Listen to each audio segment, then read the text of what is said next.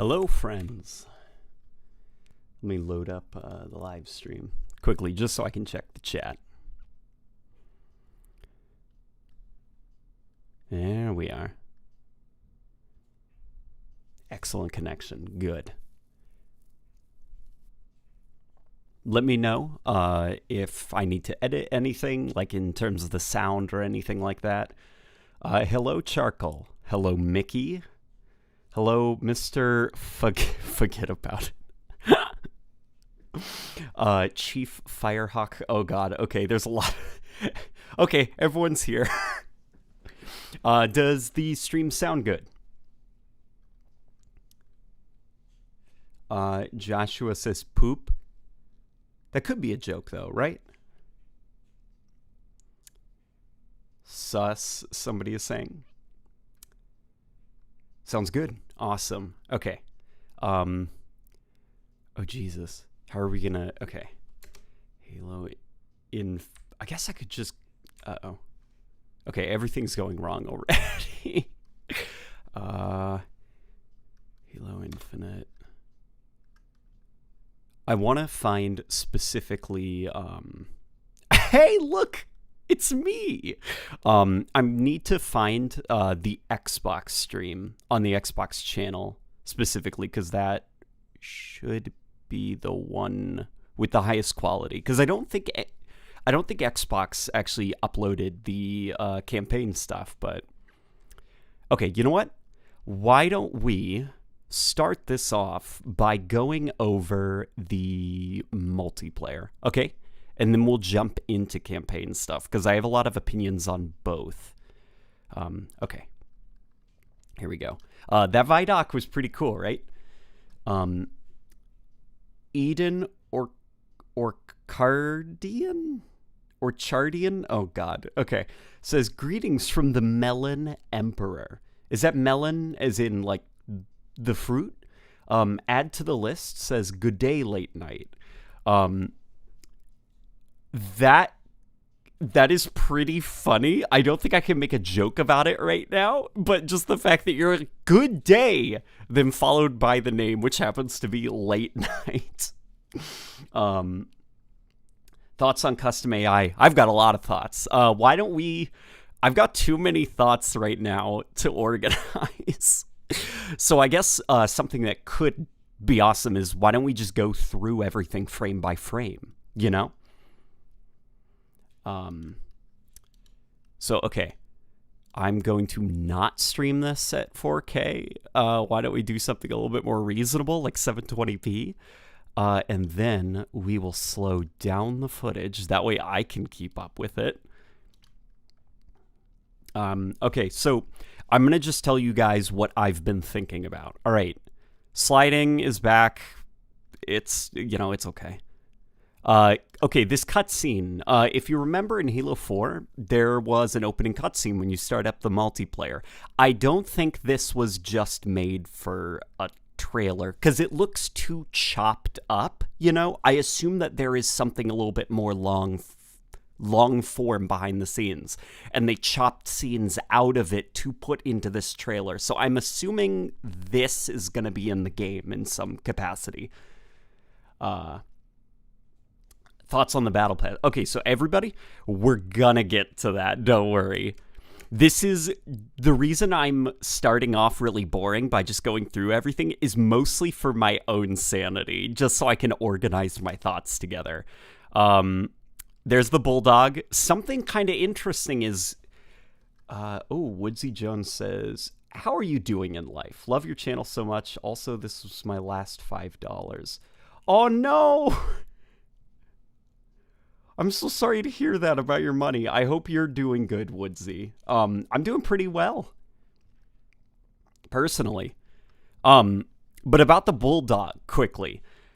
So it looks like 343, they've taken a lot of feedback about kind of like the flat, sterile look of the game from last year. And what they've done to improve the detail is actually kind of clever. So instead of actually altering weapon geometry, like greebling up and making it look like a visual nightmare mess, kind of like something you'd see in Halo 5. it looks like they've instead begun adding history to the weapons. Like, instead of shoving a bunch of screws and stuff all over it, you've got decals, you've got weapon manufacturing logos, you've got serial numbers and stuff. So the design is kept the same, but now there's history and detail to it, which is kind of interesting. Woodsy Jones says he's just kidding. That's good. Also, the Bulldog I still think is a very boring weapon. It's just like, we've had the Mauler. I've seen this gun already in Halo, and I liked it better when it was a brute weapon. But look, see? Right there for a second. Where the Spartan with the robot leg is like yelling about something, that looks like it was chopped out of a larger cutscene. I don't believe that was made exclusively for this trailer. There's the Commando, which seems to be sporting a skin. Look, you can see more manufacturing decals. You know, keep the silhouette the same. Don't edit the geometry of the weapon, but stick some history where it probably needs it. You know, imply detail. So, still not a fan of the weapon, but that's okay. There's the Needler, which, you know, it's a Needler. That's completely fine. Also, okay, guys, listen, this is that superfluous stuff that doesn't actually matter, but I noticed it and it drove me a little bit crazy. The magazine starts sliding into the gun before his hand even touches it. Watch. Whoop, there goes that magazine. It's scared of his hand. It's just a third-person animation, though. It doesn't matter, but I noticed that and it drove me crazy. There's the Brute Chopper. It's looking quite different from the Halo 3 Chopper. It's got kind of a little bit of that 343 problem, where it does look a little bit kind of like flat and sterile, the presentation-wise, you know?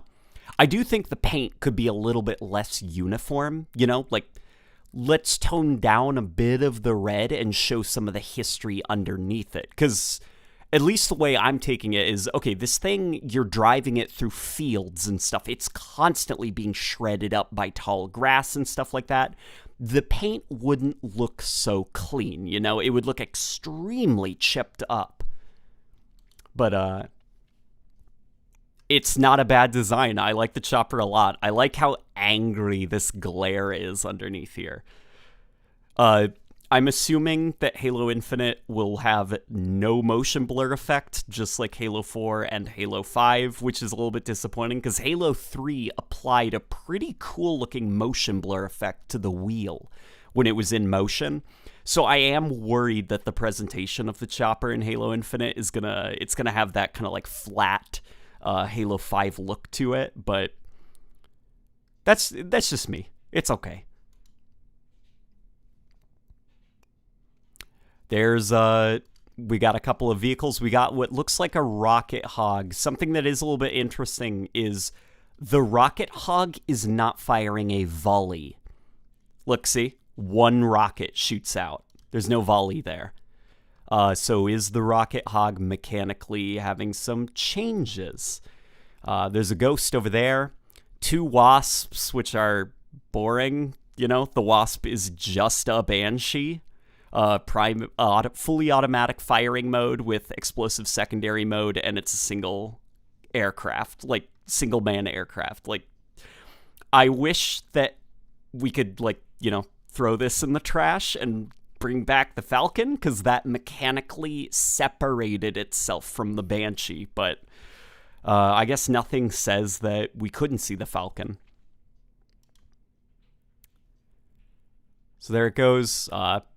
Chopper is just cool. It's insane seeing the Chopper back. Here's more of this weird cutscene that looks like it was chopped out of something bigger. There's the Spartans. Unintentionally, it's kind of funny that they're all in sync with each other. But it's okay. I like silly a little bit, so I was giggling very happy. I was very happy at this. There's a lot of that Halo chaos. Everyone is actually holding a different weapon. That guy's got a battle rifle. That guy's got, what is that burst weapon? That new, like, burst weapon thing? That, like, storm rifle, whatever. That guy's got the bulldog. That guy's got the who cares, the Call of Duty Apex Legends gun. Okay, that guy over there has a sniper rifle. That guy over there has a nothing because he's dead. This is kind of interesting. So this guy's face morphs into like a proto-Craig for a second, and I was like, whoa, what is that? Upon watching this trailer a lot, something that's kind of interesting, it seems that your shield, the flare-up is contextual. So if you get hit in the arm by it, your arm shield will flare up. If you're hit in the head, your head will light up. So that's actually cool. I think I've talked before in the past that things like hit markers and stuff like that, I think are kind of like obnoxious because it's deliberately not using in-game, in-universe art direction to communicate to the player what's going on. You're just opting for the lazy route, which is, just put it on the HUD, you know? That's cool. That's in-game art direction, articulating to the player where they're doing damage and if they hit the enemy target. It's a cool idea. I'm on board with it. That guy in the background over here is doing his best cat impression, getting shot in the head. That guy is, I don't know, just running. He's fine. Yeah, look, see? He's getting hit in the head and his head is flaring up.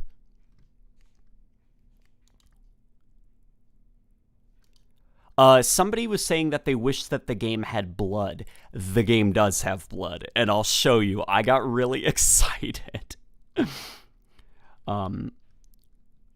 So you can see also there's a lot of particle effects, which is kind of cool. Halo 5 felt almost embarrassed by its particle effects. I assume that it was probably for performance reason, but like in Halo 5, if there was ever a shower of particle effects, they were gone almost immediately, They kind of popped in for a second and then despawned. So seeing just like showers of just garbage all over the screen, it's like, that's fun. I like when games have a lot of particle effects going on. There was blood in this, and I'll show you, and it's kind of cool. So you can see his weapons are on the ground, which is, I don't know why I pointed that out. The Needler. I mean, we know already, but the Needler seems to be the Halo 5 design, which is, no problems there. That was a good model for the Needler. Only it's blue now, instead of that kind of Reach wood color. So guy comes up, shoots him with the UNSC Mauler. Okay, here we go. Here's something that is a little bit interesting. Despite there being that shield flare-up, there is still a hit marker visual. I do hope that there's a way to toggle it off. Not remove it, because I understand some people enjoy that satisfaction, Your brain likes being told that it did a good. And stuff like hit marker visuals, they do make some players feel good. But I would like to see the in-game art that hit marker just obscured. Like, I want to see the bullet's impact, I would like a way to disable it. It gets in the way of some of the art in the game. But the guy goes over here, and a Halo 2-esque weapon pad thing opens up. And what I'm thinking is probably going on is, okay, so they're probably trying to make the multiplayer a little bit more accessible, I'd assume, because like in previous Halo games, like the weapons are lying around the environment, and you've probably got players who have never touched Halo in their lives, and they're like, what's going on? Like, I can't find anything. Well, if you hang it on the wall and give it like a giant stupid hologram thing, like they're gonna notice that. So you're training players to check these pods for potential weapons, and as you approach it, it actually opens up, which is, interesting. Is it different from classic Halo? Yeah. Is it different mechanically, though? Not really. You're still picking up a weapon, so it's just like more of an aesthetic change, which, will take some getting used to, but hopefully nothing will keep them from placing weapons on the map, like on the ground and stuff, because I do think also don't undervalue what you can bring to, like, environmental storytelling in a map. Like, a well-placed sniper rifle leaning against a cabinet, that tells a story. And it'll be a little bit more sterile and boring if they all are in these weapon pad things. But, what's your take on keeping aiming down the sights? I'm going to get to that. I am not happy, though. Okay. Notice, I don't like this. This is actually something that I'm not very happy about. Enemy players are glowing red. So red versus blue is completely gone, which I'm already like, that seems kind of not smart, to like take a thing that is very iconic to the Halo franchise to the point that like red versus blue is a thing. Like toys currently are being sold on store shelves for Halo Infinite Mega Bloks figures, which have red and blue Spartans battling over flags. So to take something that is a core part of Halo's identity and be like, nah, let's get rid of that and let's just make everybody glow like it's a mobile game. I'm like, I wouldn't even mind the replacement of the red versus blue, getting rid of it, which is done for monetization purposes, You can't show off those coatings that you bought with real money if you've got blue and red color schemes. I don't like that they got rid of red versus blue, and then their solution to how to tell enemies and friends apart is kind of like the hit markers. Just put a HUD thing on. Like, Spartans are glowing in the dark. It's just a little bit silly looking. It makes it look like a mobile game to me. Like, that's silly looking, The Spartans are glowing. They're not using in-game, in-universe art direction to communicate to the player team allegiances. It's just a lazy, make the HUD glow. You're watching the HUD. You're not watching the world. And it's a problem I actually had with Halo 5's weapon outlines. Like, it does the opposite of immersing you in the world, because it makes the world more artificial. You're watching your HUD. You're not watching the world itself, but it's okay. That's just a personal gripe.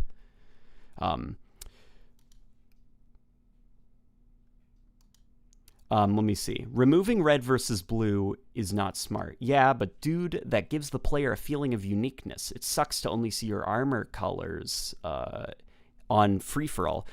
But doesn't that also remove uniqueness, that you're glowing like you're in a mobile game? What about, can I turn off my glowing so that I don't glow? No, I have to look like a mobile game?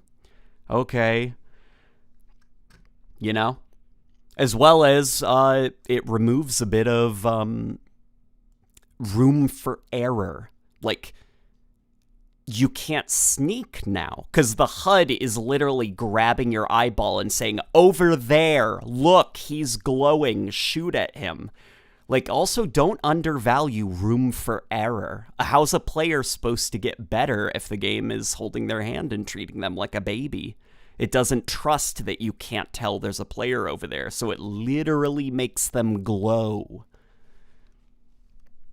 I think the glowing outline is more for an accessibility thing, especially since some colorblind people with issues have issues with the classic RVB format. See, that's a good point, but I'd also say, okay, let's talk about colorblind options. There are some games that will change the color palette of the visuals to better accommodate colorblind players. Like, you could also build in-game systems where team colors can be swapped in an options menu to make them stand out a bit more if you are colorblind. Like, the lazy, just make them glow on the HUD. Like, it's just a very lazy approach, in my opinion. It looks silly, it looks mobile gamey, and it also removes a lot of room for error, because now there's no way that you can hide. The HUD is, You might as well put a big arrow above the guy and say, "Kill this man, he's over here."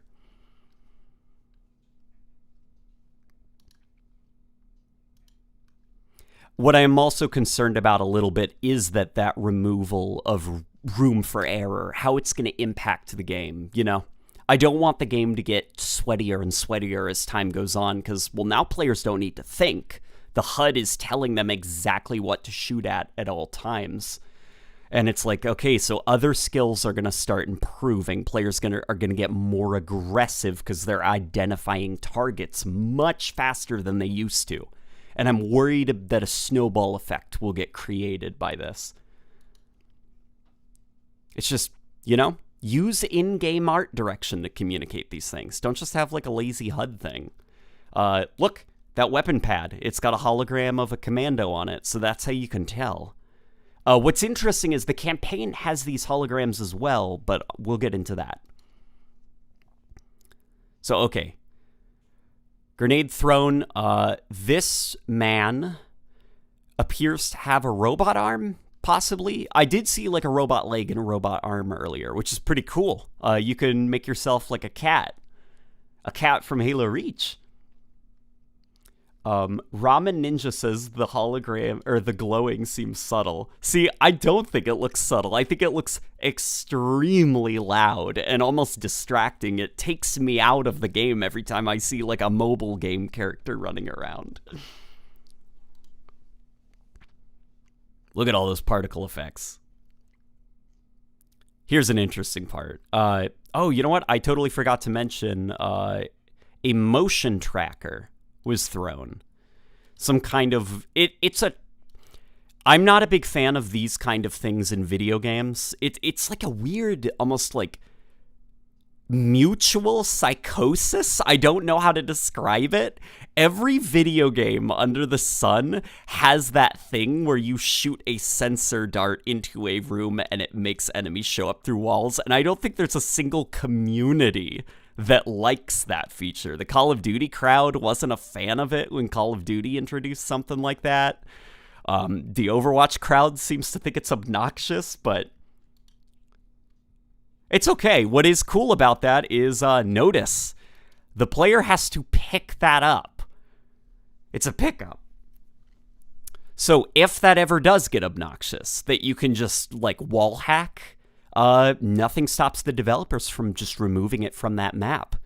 It's an external sandbox feature, and that makes me really happy and excited. RCXZ says, whining. Would you prefer if I pretended that everything was amazing and I loved everything? See, what you call whining, I call being honest. Would you like me to be dishonest? I can do that. But I don't think you'd like that, would you? Look, picking up another thing. He runs over here, grabs himself a grappling hook, uses it to hoist himself up. And I do believe that they said they're limited use in multiplayer. So that was a choice that he made to use it there, knowing that he probably won't be able to use it again. There was a choice made and a consequence, and it turned out well for him. Oh, we got a good look at that robot arm there. Here, GTA, buddy, I see you spamming in the chat a little bit. I'm going to put you in timeout, okay?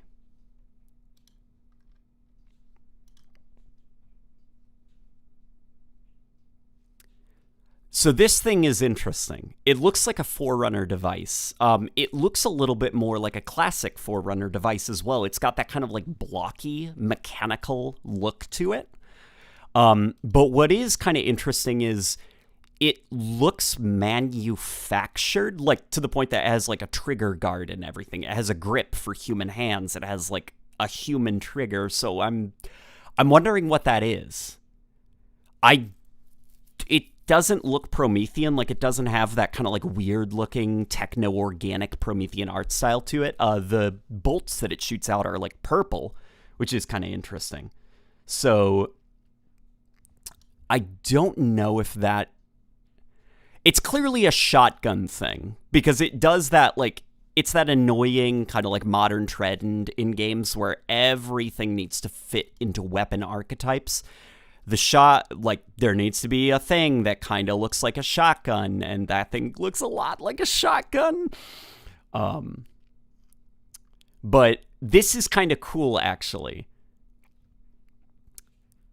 He shoots out, like, a sheet of laser beams, and the sheet then dissipates, and the various different parts of it start bouncing around the environment. And then look, do you see that? Those things come together, and it changes the shape into less of like a sheet that you shoot out. Yeah, do you see that? Is that an alt fire mode? It reminds me of Isaac Clarke's plasma cutter from Dead Space. That is really cool, actually, as an idea for a weapon. Like, there are reasons to use it beyond just you pick it up and you kill good, like the scatter shot. You can actually use this thing in a way that is very mechanically different from the shotgun that we all know and love. Porty here from the 82nd SOC. Howdy doody boy. Yo. Thank you, the portly one. Modern trend where guns look like guns that exist. No, not guns look like guns that exist. Alien guns look like human guns that exist. You know, that's an alien thing. Why does it look like a human thing? But I get it. You know, it's for accessibility reasons. Basically, a player picks it up and they identify, oh, this thing looks like a shotgun. I probably should use it like a shotgun. It looks like the shots are homing. I don't actually think the shots are homing. They're just bouncing around the environment. It's probably really hard to use, you know, they probably choreographed this whole sequence and stuff, but they're visually demonstrating to the player that, like, look, you can change the way that the projectiles spread out and stuff like that, and it has the ability to bounce around the environment. Do you see that? It shoots up here, bounces there, bounces off the wall, and then hits this guy right in the back. It's cool. I like that. Mauricio says something kind of interesting. He says reverse engineering, maybe horizontal and vertical mode. The reverse engineering is what I'm thinking. So it looks like a human weapon, which doesn't make sense for an alien device, but it maybe would make sense if that was like a reverse engineered human Forerunner weapon thing. So that might be interesting. That might be what that is. We've got a new map over here, which looks to be set in an academy with a really cool name that we'll get into. Announcer says bank shot. Yeah, like you're banking those things around corners. It's kind of cool. It's kind of interesting. And that makes me happy. Like, really happy. Sorry, I don't mean to keep, like, gushing over this, like, Forerunner shotgun thing, but it's not just a Forerunner shotgun. Like, the scatter shot is aggressively boring because it's just a red shotgun or an orange shotgun. This thing mechanically is quite different from the standard shell-loaded shotgun. I'm interested to try to use it. I could imagine even in the campaign, like if you're playing on legendary difficulty and your shields are down and you can hear an elite coming with an energy sword, you don't even need to look at the elite. You can just guess where he is and see if you can shoot something that'll bounce around the corner and hit the elite.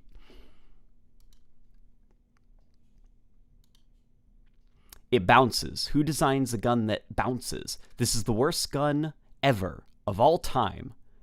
I think that's a quote from Red vs. Blue, isn't that? If that is a Red vs. Blue quote, that's funny. If not, I think Halo is fun when it makes guns that are really, like, unconventional.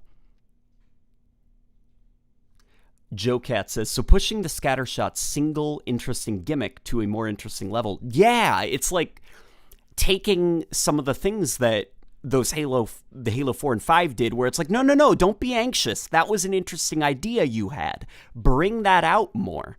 Because something that is kind of interesting about Halo 4 and 5 is 343 did want their Promethean weapons to be a little bit more interesting, but they got anxious that players wouldn't quite understand the guns and wouldn't appreciate them, so they deliberately dialed them back to just be clones of already existing guns. And so that's how you end up with something like the scatter shot, which is just orange shotgun. And so that's cool that they actually seem to be reversing that decision, and they're like, no, let's actually make this thing ridiculous. Gearshift Media says, love the content. Thank you. Thank you so much, Gearshift Media. I'm glad that you like the content, and I plan to be making a lot more. Stupid guns are the best ones to shoot. Exactly. Like, make your gun nonsense, where you're just like, what? Why would you do this? This is ridiculous. Here comes the gravity hammer. I like that hammer a lot. The armor also looks really cool. Look, it's like proper military camo. Something that is also kind of neat, that it's like a detail that they brought over from Reach, which is, if you notice the Spartans, the camos and their coatings and stuff seem to be a little bit sloppy around the legs. And you think, like, oh, that's kind of weird. No, it's not actually weird. Because consider, like, a Spartan's going to be running through thick fields. It's going to be running through tall grass, running through mud, crawling around on the ground. Like, yeah, it makes sense that the legs would have, like, the worst of the paint wear. It tells a story just via looking at the armor. So this is probably the one moment in the trailer where I'm like, oof, maybe that was a bug, because I didn't quite know how to feel about it. So, bam, really aggressive swing animation, but the Spartan's just like, and falls over. Like, based on that animation, I'd expect that Spartan to go flying out of the map, but he just kind of, falls over here. So I don't know if maybe that was just a physics bug, because that happens sometimes in Halo 5. You swing the hammer and the ragdoll doesn't activate. The Spartan just has like a canned falling over animation. But, okay, this is kind of cool. You can also see the gravity hammer do like a weird jerk, like a weird animation bug. Garrett says, I dipped out of voice chat for 5 minutes and you guys had abandoned me. Anyway, new purple shotgun is badass. Yeah, the new purple shotgun thing looks pretty cool. So look at this. This looks to be a new piece of armor. I'm not sure how it's going to mechanically separate itself from the gravity hammer, because for all intents and purposes, it seems to just be a gravity hammer, only now it's on your arm. Look, you send out a gravity wave, and it knocks the projectile back. Nothing is stopping that from being a trait that the gravity hammer has, you know? So I do hope that him hitting that Spartan and nothing happening doesn't mean that some of the gravity manipulation abilities were removed and given to this wrist device just to justify its existence. I hope that's not the case. But thankfully, that seemed to be the only sour point in the trailer for me.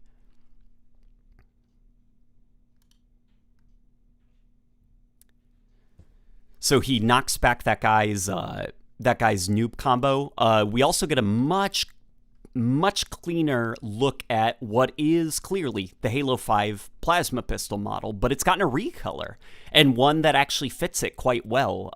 The colors green and purple contrast extremely well. So that was actually even just a smart artistic decision. It makes that design really juicy and poppy looking. What are your thoughts on the shield effects? I've seen some people criticizing the shield effects. I actually really like them, and I want to tell you why. Okay, so I understand, by the way, why some people don't like them. I just want to explain to you why I like it. Mauricio says, they said it is equipment in the in-depth multiplayer. Yeah, it's called the repulsor, I think. I saw people calling it that online. But, okay, boom, look how big it is. It's just like this very exaggerated shield pop, and that's what I like about it. I know everybody also watch blood sprays out of his helmet when he gets hit. It's just cool looking, I think. It reminds me a lot of like the Bungie style Halo games where there's a lot of charactered animations. Yeah, look at that. Watch. Do you see all that blood spraying out of the helmet? There's blood in this game, don't worry about it. We're okay, guys. Yeah, look, see, there's more of the shield flaring up around the head. Like, that's a cool looking animation, the way it just pops. You know, it gives off like a juicy balloon popping look. Guy gets stuck by a sticky. This is obviously like choreographed. You know, the developers knew exactly what they were doing. But it's very well choreographed. Like, this was probably hard to pull off because you have to like reset yourself. Then you have to despawn all of the decals because look, there's like bullet holes on the walls and stuff from fighting. So you have to reset this whole scene if you mess it up. Like, props to the developers. This looked like a lot of fun to pull off and set up and choreograph with all the players.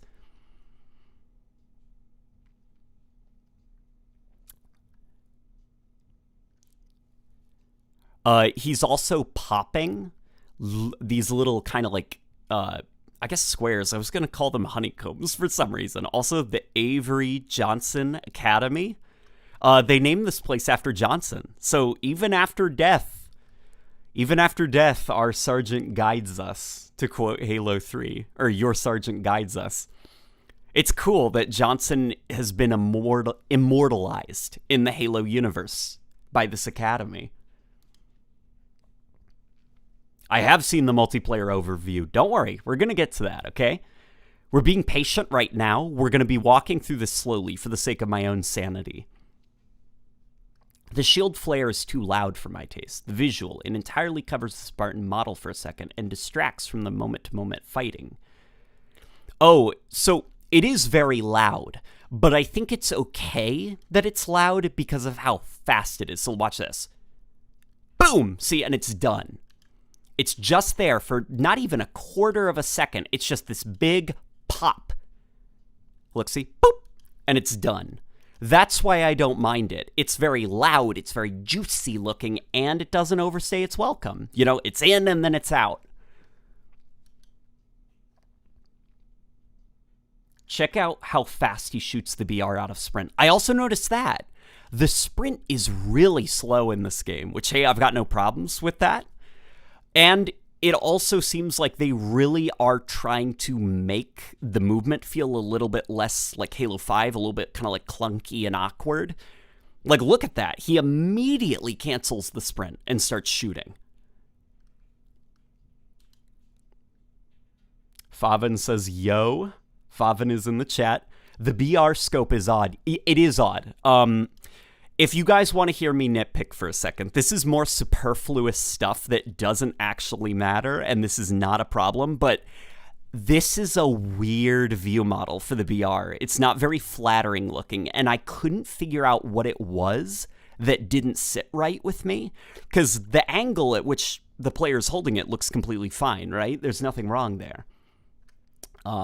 Garrett says, everyone shut up and look at how sexy the VR view model is. Not enough red lights, though. Yeah, it's a pretty good BR model. I think what it is that looks so bizarre about the BR is that there's that little rail on the top, which the scope sits on top of. So the scope is a little bit higher than we're used to, and it makes the BR look unintentionally a little bit unwieldy. It's obviously not an issue. I said this is just superfluous nonsense that I'm complaining about. But I think that's why this BR view model looks odd. It's a tall BR. Before, the scope was just like a part of the battle rifle.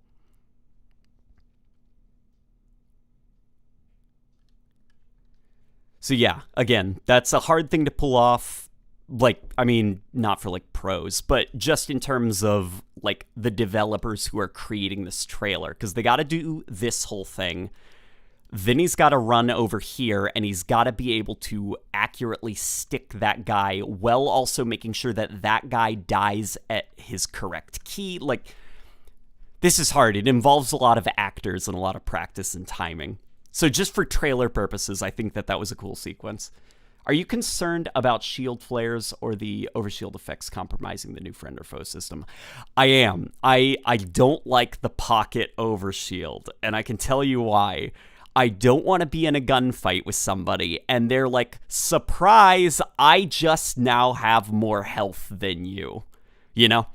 What balanced overshield was the fact that it was in a location. So it was like, you're going to take hits getting that overshield and then escaping with it. Like, it activates upon pickup. So the idea of you just find a thing that lets you have more health than somebody else, it's different from a rocket launcher. You know, a rocket launcher is a weapon. You're assaulting somebody else with it. A stat-changing buff that you can just have in your pocket at all times and then pull it out whenever you need it. Like, that's concerning to me. But this seems to be a thing, and listen, okay, I'm not going to pretend this isn't what it is. Your little AI buddy that you have, this is for microtransaction purposes. It's cool that it exists, and it's cool that, like, we could potentially see, like, other Halo characters show up as AI. Like, nothing will stop them from doing the superintendent from ODST, but this wasn't made for us. This was made for the potential of microtransactions, you know, and what you could do with those, what kind of things you could sell. It's the same reason that, like, the Call of Duty games now have a Halo assassination system. It's not for you. It's so that it can be monetized. But Spartan hops down here, does not ground pound, which surprised me. I was expecting, like, a stupid ground pound. This map looks really cool. This is a super Halo-y looking map. It's also, like, 4v4 by the looks of it, because I see those same armors show up later in this match. Like, it doesn't look like there's a lot of players running around. So, 4v4 with vehicles.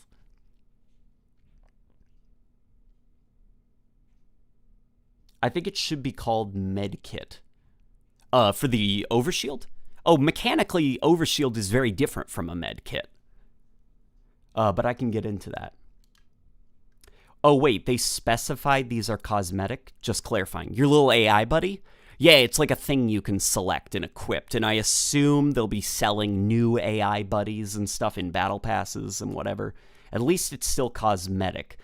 See, I'd say don't settle for the it's just cosmetic argument, because I think a game's visual and aesthetic look, that matters a lot, right? Cosmetics matter. Art styles matter. There's a reason that people like games like Halo. They love that military, like, look that the Halo series has. They like the art style of it. Don't ever undervalue cosmetics by saying it's just cosmetic. Otherwise, you end up in a situation like Call of Duty Warzone, where it's supposed to be modern military, but you've got, like, rainbow unicorns shooting at moon zombie gorillas, and there's just no art style to it. You know? Don't undervalue cosmetics.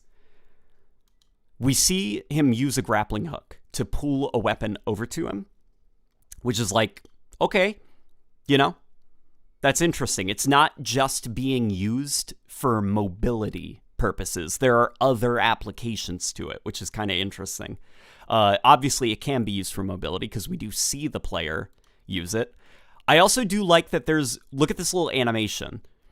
The player spreads out he doesn't just keep his hand in a closed fist. He actually opens his hand in anticipation for the weapon approaching, which is, like, pretty cool, you know? Sorry, it's superfluous stuff, but we need a Snoop Dogg AI. That's something I drop money for. See, that's what would worry me.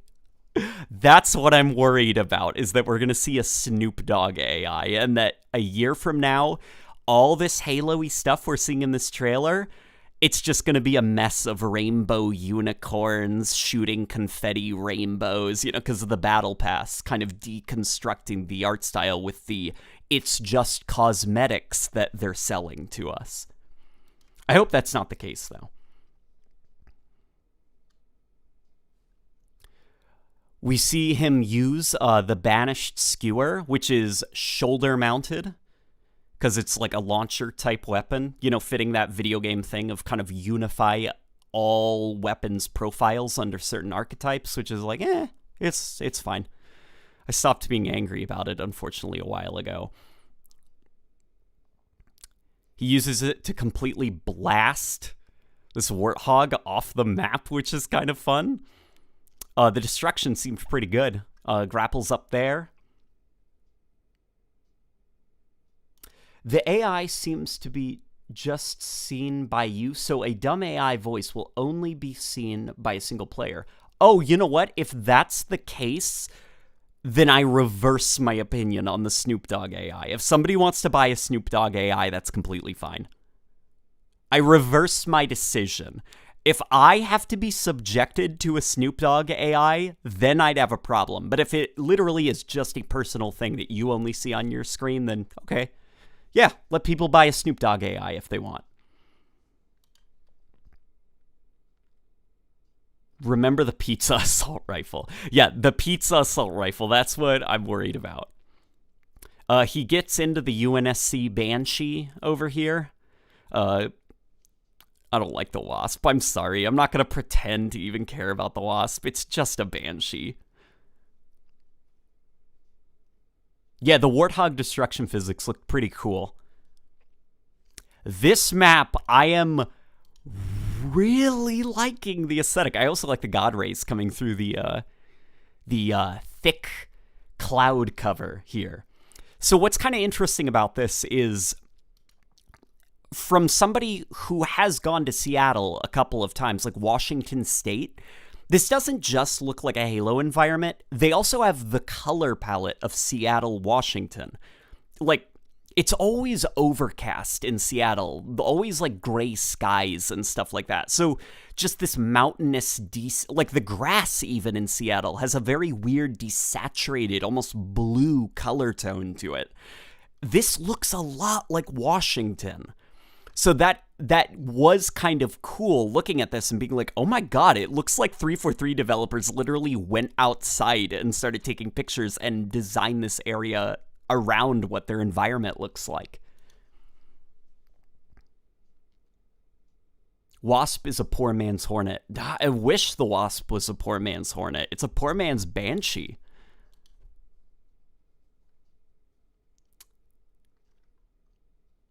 Somebody says it's just Valhalla again. It's cool, but still, Valhalla again. No, it's not Valhalla, though. The layout is very different. Aesthetically, it's familiar, like in that it's like, okay, 2 Forerunner bases, but this is not Valhalla. None of this is from Valhalla. These are new sightlines and stuff.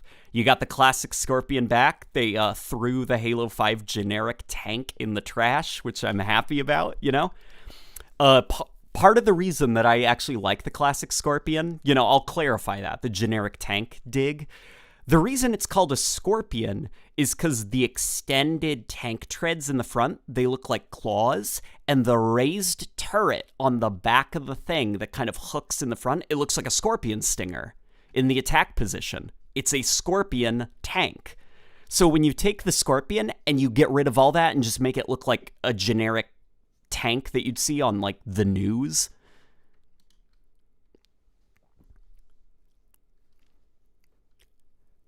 yeah, there's more. Get rid of that Wasp. Thank you, Scorpion. Get rid of that thing. There's the guy running around with the UNSC Mauler. This is kind of interesting.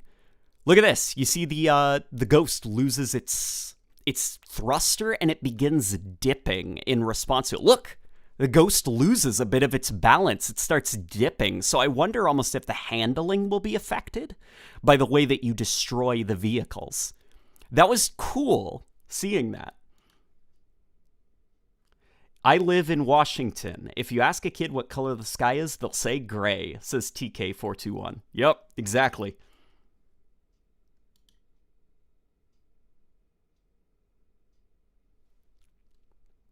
There's that banished chopper. What do you think of the Razorback now that we've seen gameplay? I'll get into the Razorback. It's cool. Somebody saying, I don't hate the Wasp design, or I don't get the Wasp hate. I can articulate it if you want. So my problem with the Wasp is that it replaces something. Let's talk about what the Wasp is. It's a single-man aircraft with a fully automatic primary mode and an explosive secondary mode. So it's a Banshee. You replaced the Falcon, which is multi-man aircraft, which can airlift people with the objectives and stuff like that and requires a whole crew to operate, with a Banshee. But you painted it UNSC colors. That's my problem with the Wasp, is that it doesn't mechanically separate itself from a vehicle that's already in the game. And not just that, it replaced a vehicle that did mechanically separate itself from the Banshee.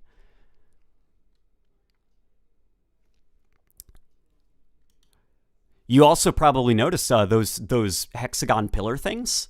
They look pretty good now, you know? They look caked in mud and stuff. They look like they've been there for a very long time.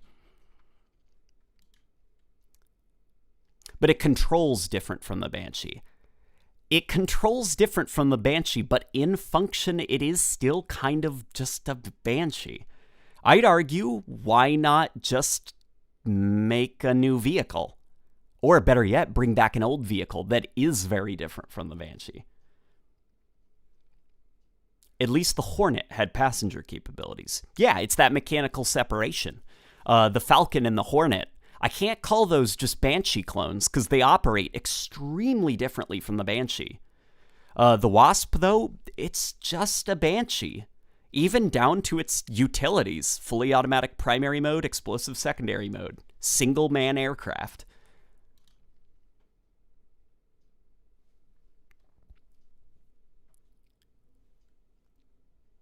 So those are my problems with it. If both the Falcon and the Wasp existed in the game, then I probably would be less harsh on the Wasp.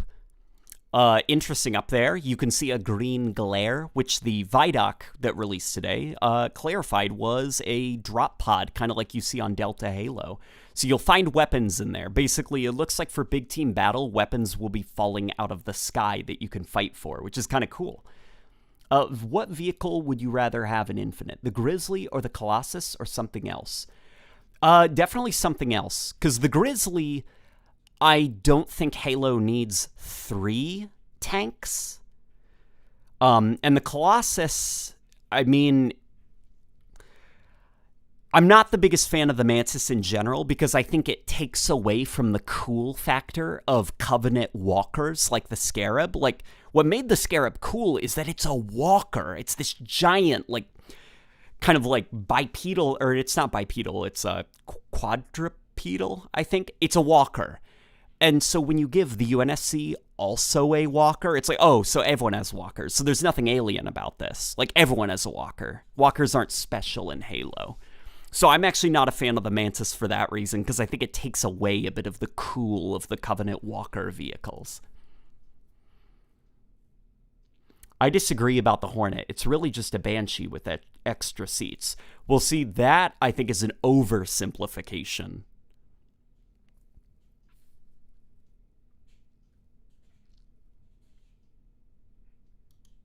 I hope the drop pods aren't random. I think they should be set on timers and in set locations. Yeah, somebody had mentioned that they are concerned about the ordnance or something. I forgot what they called it. Somebody on Twitter last night, I think it was John Unishek, he clarified, don't worry, there's no kill streaks in the game. Joe Cat says, the Mantis is also too self-reliant. It's too good at too many things. Yeah, it's kind of like a kill-good device. You know, you get in it, just get some killing sprees, feel pretty good about yourself. It doesn't encourage the player to be proactive in a way that is healthy for the map itself. You think of the Warthog, that's a very proactive vehicle. It encourages you to consider your teammates, to consider the objective. You know, you want to get a teammate to operate into the gunner seat. Look, you made a friend now. That guy's probably going to be more likely to help you out in the multiplayer match because he knows that you're a good driver. And then you got that other seat for somebody to capture objectives and stuff. The Mantis, though, it's for you and only you to get good kills. Thoughts on players being able to pilot the Grunt Goblins, says Heisenberger. That's pretty good. I like that name. Grunt Goblins. Let me think about that, okay?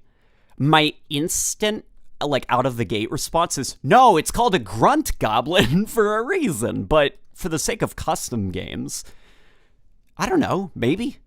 Maybe it could work. You'd have that Mantis problem of how would you design a Grunt Goblin that is proactive for the health of the gameplay, that encourages you to consider things beyond just yourself, just your killing spree.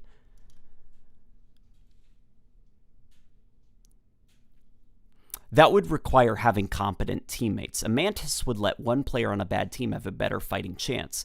See, I'd argue that the reason that you have situations like that in Halo 4 and 5 where your teammates are just not pulling their weight, that's kind of down to the game design. Halo 4 and 5 are very much about only you matter. Don't care about anyone else. Pick up a saw. What is a saw? It's a gun that kills good and can be fired at a range. What is a battle rifle? A gun that kills good and can be fired at a range. Like, it encourages you to think purely about yourself. So if you design a game from the ground up that teaches the player to think beyond themselves, stop caring so much about your kill streaks, consider the greater match as a whole, then I think you run into less of those things, you know? Teach players how to play the game right, and they will play right. The new Banished Banshee is beautiful. It is indeed gorgeous. I am so happy with it, even though it is the Reach Banshee design. It's got that, I describe it as the tongue look. The classic Banshee I describe as an ice cream cone with wings. Here, let me show you. Ice cream cone. It just kind of looks like an ice cream cone where it's very round in the front. Halo Banshee. People are probably really mad that I'm not breaking down the trailer right now.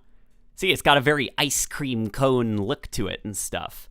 Very round in the front. But then starting with Reach, it started to look more like a tongue or something. And that tongue design carried into Halo 5 as well as the loss of these giant cartoon thrusters that I really like. So I did notice that the cartoon thrusters are not on this Banshee. It is the tongue look of the Halo Reach Banshee.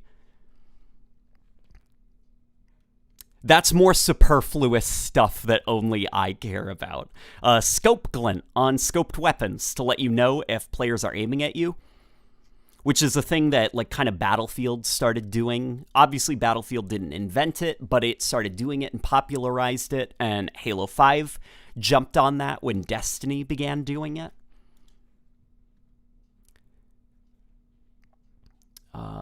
Rest in peace, DMR gang. You don't make any sense here. Banshees and Ghosts are just helping yourself, too. Banshees and Ghosts are helping yourself, too, but I'd argue the reason that they are single man isn't really for the player. It's more, you got to consider also the campaign and who you're going to be fighting against. The reason they're single man is because, well, they're Covenant. AI are using it against you. You know, the AI aren't intelligent enough to make plans and coordinate with their friends. Consider that as well. Not everything in the game is for you. Sometimes you also need to give the AI toys to fire at the player. It's the reason that the Banshee does not the Banshee is not like a hit scan machine gun. It's very slow moving projectiles. You know, those are easier to dodge. Somebody says that the scope glare isn't really needed. This is what bullet trails are for. And I do agree, but I also understand from an accessibility standpoint why they're doing this. Like, basically, you think of, like, those Halo 3 matches, which, listen, I like this. I'm pretty good at Halo 3, so I know when somebody has a sniper. But if you're trying to get a new player to play the game, they're probably just going to get annoyed that they can't move without getting sniped. And they're never going to learn that it's like, hey, maybe look out for the silhouette of a sniper. So it's loud and kind of goofy, but it's also something where I'm like, yes, it's stupid, but it doesn't bother me probably as much as it bothers other people. Which is why the Mantis design would actually make a great mini-boss style enemy, says Jokat. Yeah, I'm like, take the Mantis, get it away from the UNSC, give it to the Banished. Make some kind of Banished Walker type thing.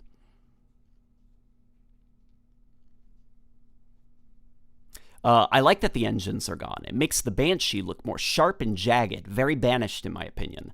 That is a good point. I can see why you like that. That's interesting. I've never considered that. Yeah, it does make it look a lot. It's like a knife flying through the air without those engines on the side. That's a good point. Lens flare makes no sense. It punishes the player for scoping. That's why the bullet trail is better, because it punishes the player for missing. That is also a good point in defense of not having scope glint. I'm curious, what do you guys feel in the comments section about lens flare?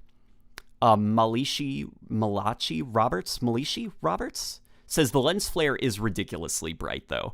It is ridiculously bright, but also I'm a person who is all about the aesthetic of a game. So from a gameplay standpoint, that's hilarious looking, that it's like you've got a high-powered flashlight. But I'm also like, if I saw this in a multiplayer match, I'd be like, that's kind of cool looking in motion, that you've got like this bright lens flare, you got the dust being kicked up and stuff. I'm like, you know what? That's pretty graphicsy looking, you know? I'm easily fooled by graphics. Something I did not notice before is that guy does his best cat impression from Halo Reach, being shot in the head. So, don't really care, says Gamer Boy. Yeah, that's okay too, by the way. Being indifferent is absolutely okay.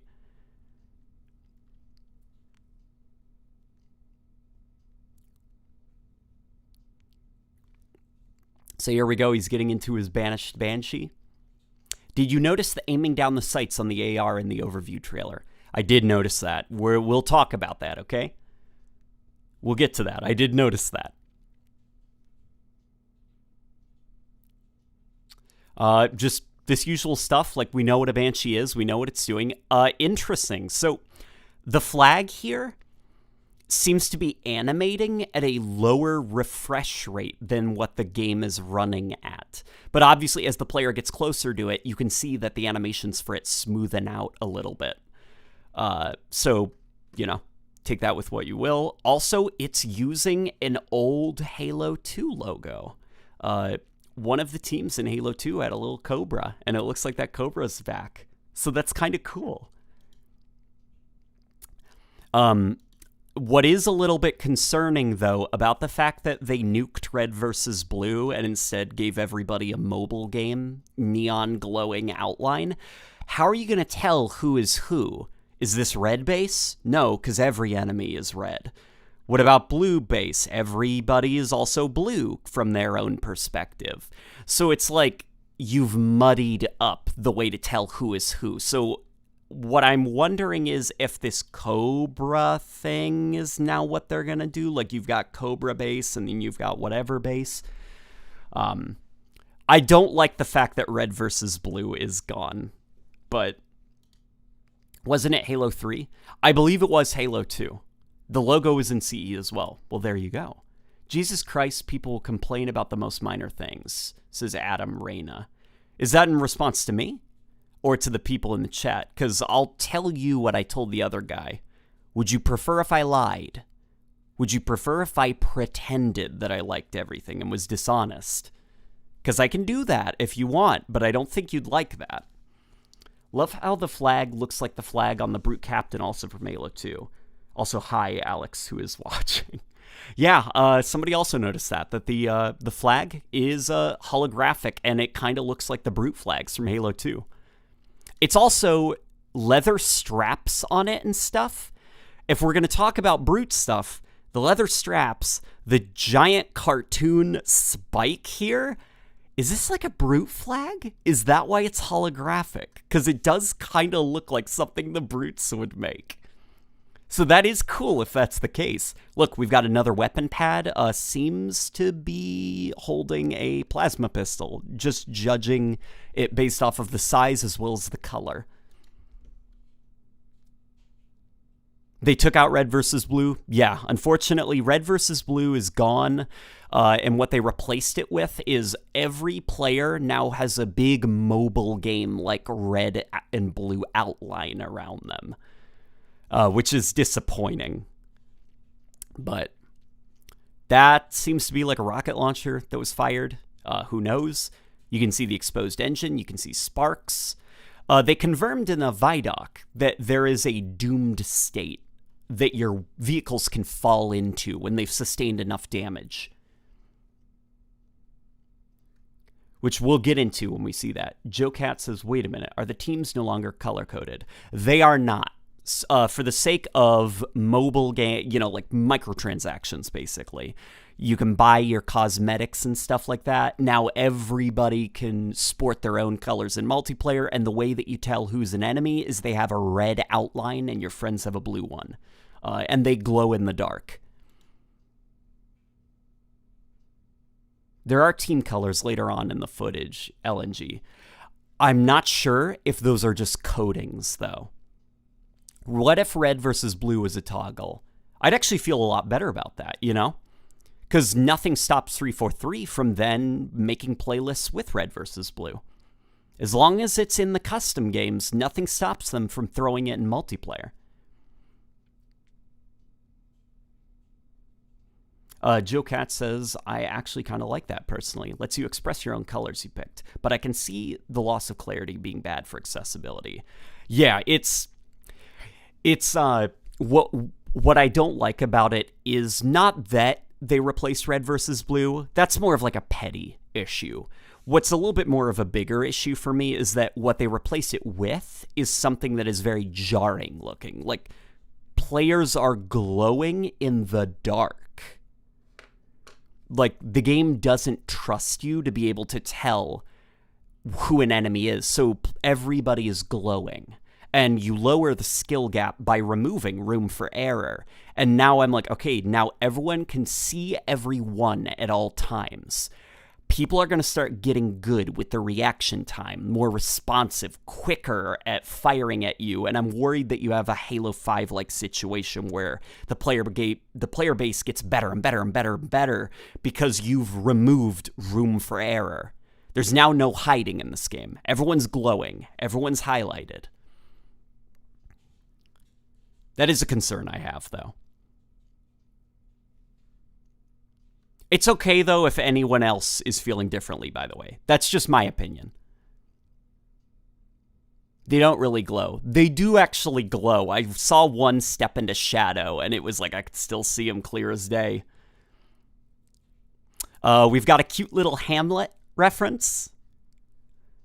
Also, this Master Chief in the background. What's kind of interesting about it is it looks like the artist that designed this took the Halo 4 Master Chief as a model.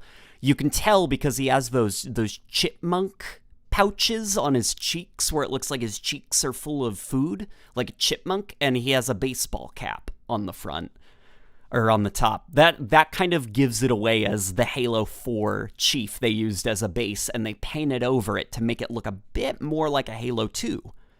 He kind of looks like a Halo 2, Halo 4. But also the new oddball looks really cool. Look, player goes flying. I'm like, you smack them with the oddball and they go flying. Could we maybe do that with the gravity hammer? Why does he just, I'm dead now. Like he just falls over. Let's give the gravity hammer some of that oddball. That's just superfluous stuff, though, That's the Halo 2 Chief, mate. No, it looks like the Halo 2 Chief because they painted over the Halo 4 Chief. It's those chipmunk cheeks that give it away. The more I think about this reveal, everything looks like a 10 out of 10, except maybe some generic weapons, but I can't help thinking about the things they didn't do, like playable elites and brutes, Falcon, bigger invasion, etc. Well, the reveal is good, if a bit underwhelming, because really what this is stuff for Halo fans. This is stuff we like. What does make me happy, though, is with Halo 5, you have the Spartan abilities as the selling point of the game. It's what made the game special. Post-launch, though, you can't really add new Spartan abilities, can you? So Halo 5 kind of struggled to grow and evolve as time went on. All of the weapons that came in the DLC weren't really that special, you know? A light rifle, but it fires faster. A saw, but it kills gooder. Like, it's very bland, boring stuff. Well, out of the gate already, they're being a little bit ridiculous and silly with their weapons, like the Isaac Clarke plasma cutter shotgun. So, I'm actually interested in the DLC season for this game. What new equipments are they gonna add? What new ridiculous, stupid, nonsense weapons? It's interesting. The external focus, the Sandbox focus, means that Halo Infinite, what we play at launch, could be very different in like a couple of months. Like literally all they have to do is add a bubble shield to the game from Halo 3, and boom, now all of these maps suddenly play completely differently. And hey, if that bubble shield is broken, just remove it in Forge. Like that grappling hook, if that causes problems, nothing stops them from just forging it out of a map, but having it on a map where it does work a little bit better. There's a lot of developer flexibility to create a variety of experiences on each map because the innovative feature of this game is an external mechanic.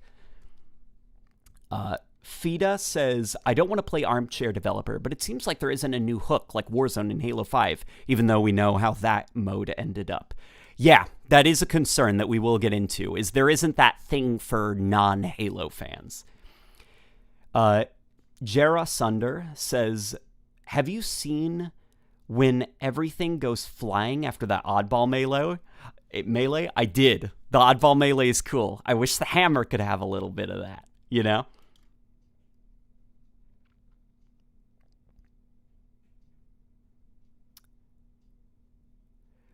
So we've just got kind of like a lot of fun stuff. Shooting. Look, there goes that drop shield. And you know it's a drop shield because they seem to be in the exact same position, and now it's up.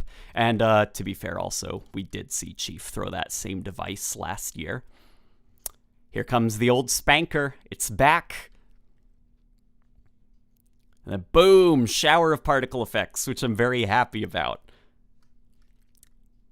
That's also cool as well. If we're, again, the innovation for this game is external.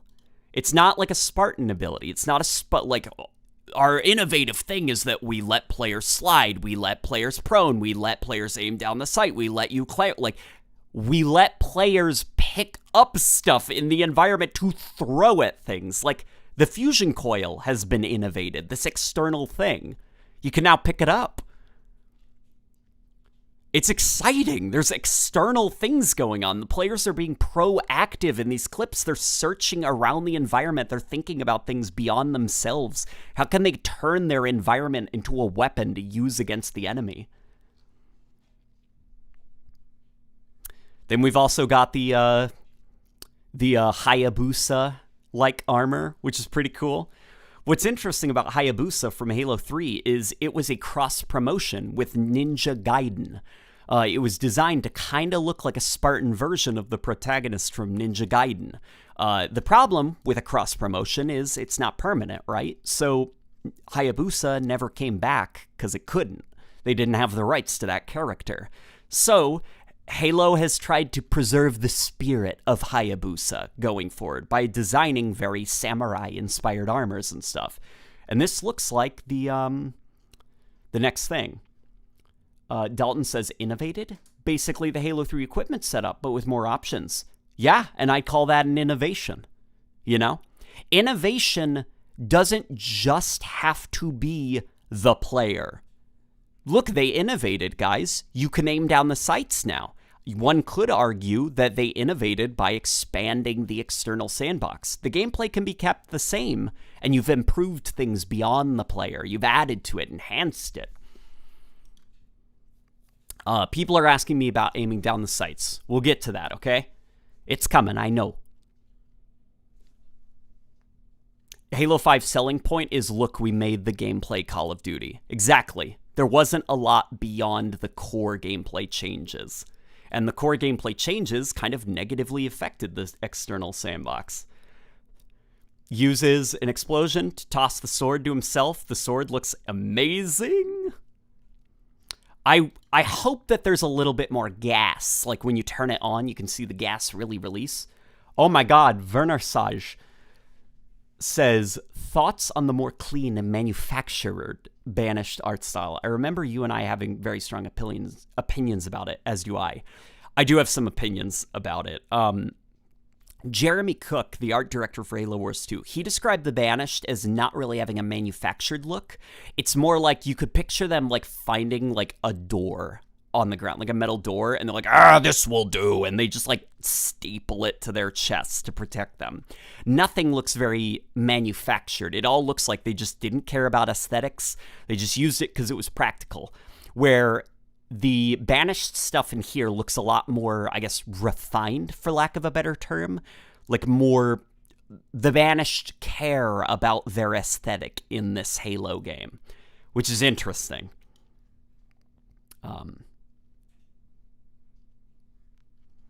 There he is, getting a kill, and there we go.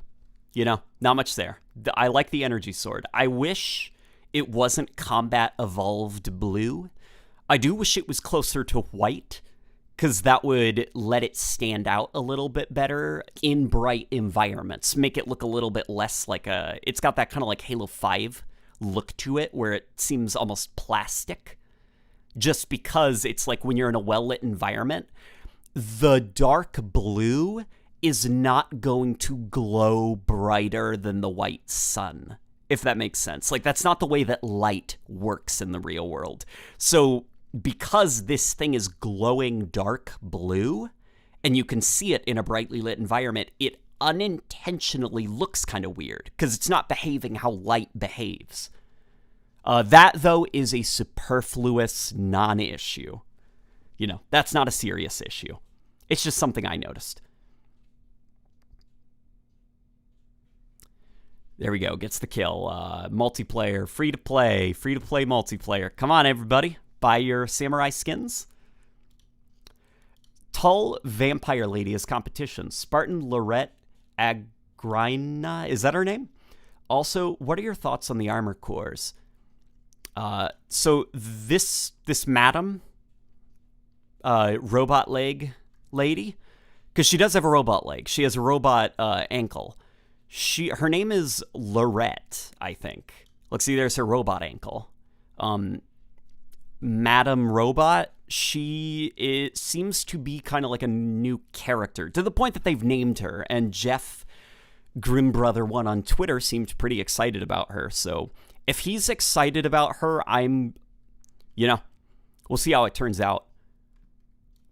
I think people are anxious, after Halo 5 when it comes to 343's character writing, but so far what we've seen has been consistently strong. The new character, Baby Cortana, she's written extremely interestingly, and I'll get into that. The pilot is just fantastic, and nothing is stopping Madam Robot Leg from also being pretty cool. So we'll see. But okay, we've seen that. Let's get into the Vidoc that you all are very interested in. Here, I'll speed it up, okay? So it's not, like, intolerably slow. There we go. We've got that weird battle rifle view model. And I think that's what it is that makes the battle rifle look very strange in this game. It's the angle at which it's held combined with how tall the scope is this time.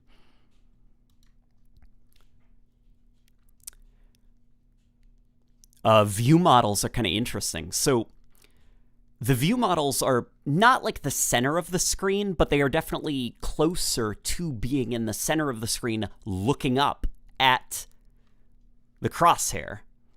Whereas this one is more to the side looking at the crosshair. Sorry, this is superfluous stuff that doesn't matter. Pablo Morales sends $10. Dude, thank you so much. Thank you so much. I appreciate that. I hope you're enjoying the stream. How are you doing, my friend?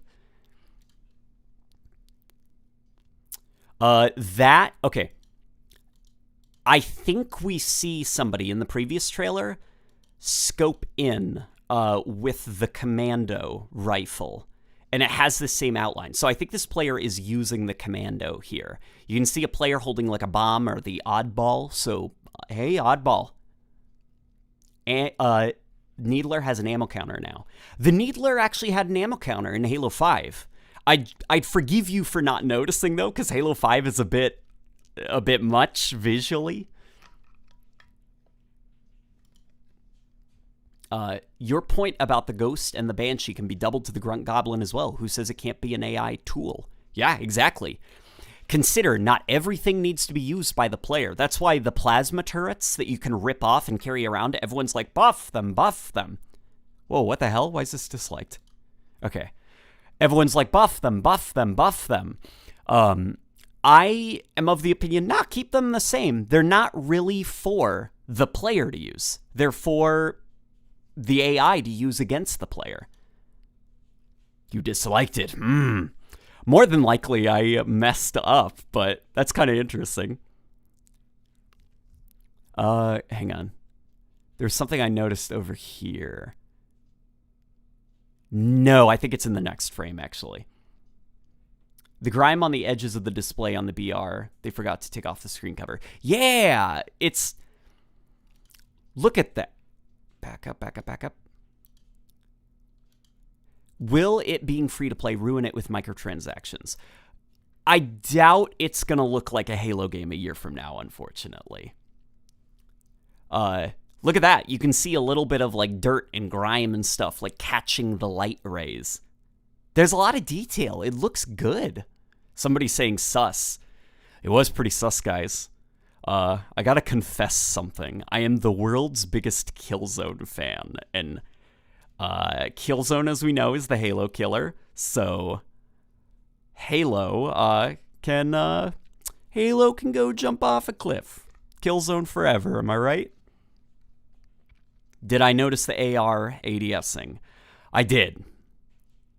I hope that it doesn't give you an accuracy buff. Because in Halo 5, it mechanically alters the weapon. It lets you fire it at long ranges and controls recoil better. I hope, if aiming down the sights has to stay, if it has to stay, don't change anything when you aim down the sights. Just let it be a stupid zoom, you know? If people want to shoot a weapon at a long range, they should go find a ranged weapon. They shouldn't be able to just take, like, oh, I like the SMG, but I want to be able to fire it at a battle rifle range. It sounds like you just want to go find a battle rifle. Killzone 2 is awesome. No, Killzone 2 is awful. But there we go. There's the Rocket Hog again with the altered thing. It doesn't have a volley anymore. It fires single shot, which is interesting. I wonder how it's going to separate itself then from the Gauze Hog. Because the Gauze Hog is an explosive single shot.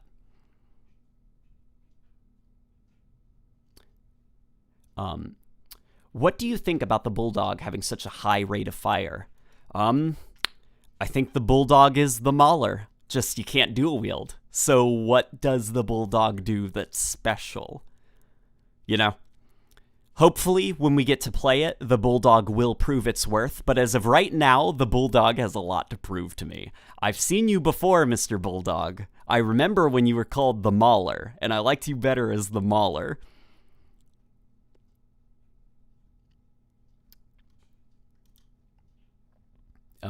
Here, let me read some of these comments. ADS has a cool animation, though, for each gun. The aiming down the sights animations in Halo 5 are cool, but You don't want to encourage players to be using weapons incorrectly via cool and flashy animations, you know? Your player shouldn't be cross-mapping people with the assault rifle. The girl looks really sad.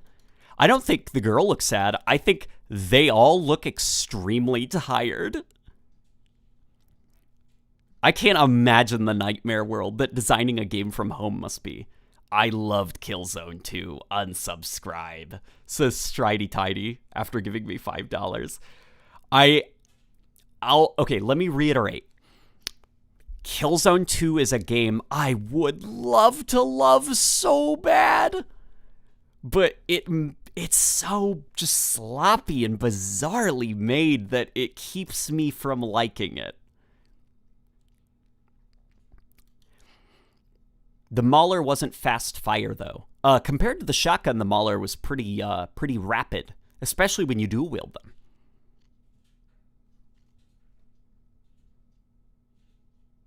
Did you notice there are no medals shown in the entire video, says Melissa Jonathan Cavelia? I think I said that right.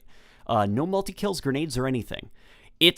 I did notice that, and I think that's more so for visual sanity. You know, when you're watching a trailer, there's 1,000 things going on at once.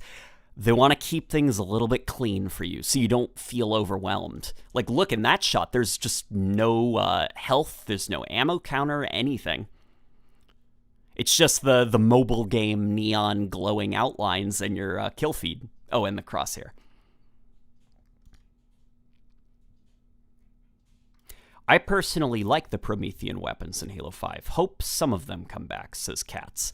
I really dislike the Promethean weapons, not because of, like, themselves. I think the suppressor looks awesome. I love the design of the bolt shot, but more so that they could have been more, and they chose for less, you know? They decided to be orange versions of UNSC weapons. ADS gets around the kind of problem of every gun having the scope. I think ADS causes that problem because now every gun can be zoomed in with, as opposed to some guns have a scope, some guns don't. You have mechanical separation, different gun identities. Ross Graham says, is porridge a... Okay, we're not getting into this conversation. That is a snazzy-looking render of the sniper. That is a snazzy-looking render of the banished gravity hammer. The Spartans look... Man, they look so good. They just look really... I think what's insane to me is, like, all the small grooves and details that texture work could only imply on the original Xbox and the 360. You know, the little bolts and stuff, which are just a smudgy drawing of a bolt because of, you know, model limitations on those hardware. Like, it's modeled now. You know, I can see grooves in the geometry and stuff. It just like, it's like my brain is broken looking at these designs, but rendered in 4K with high definition assets.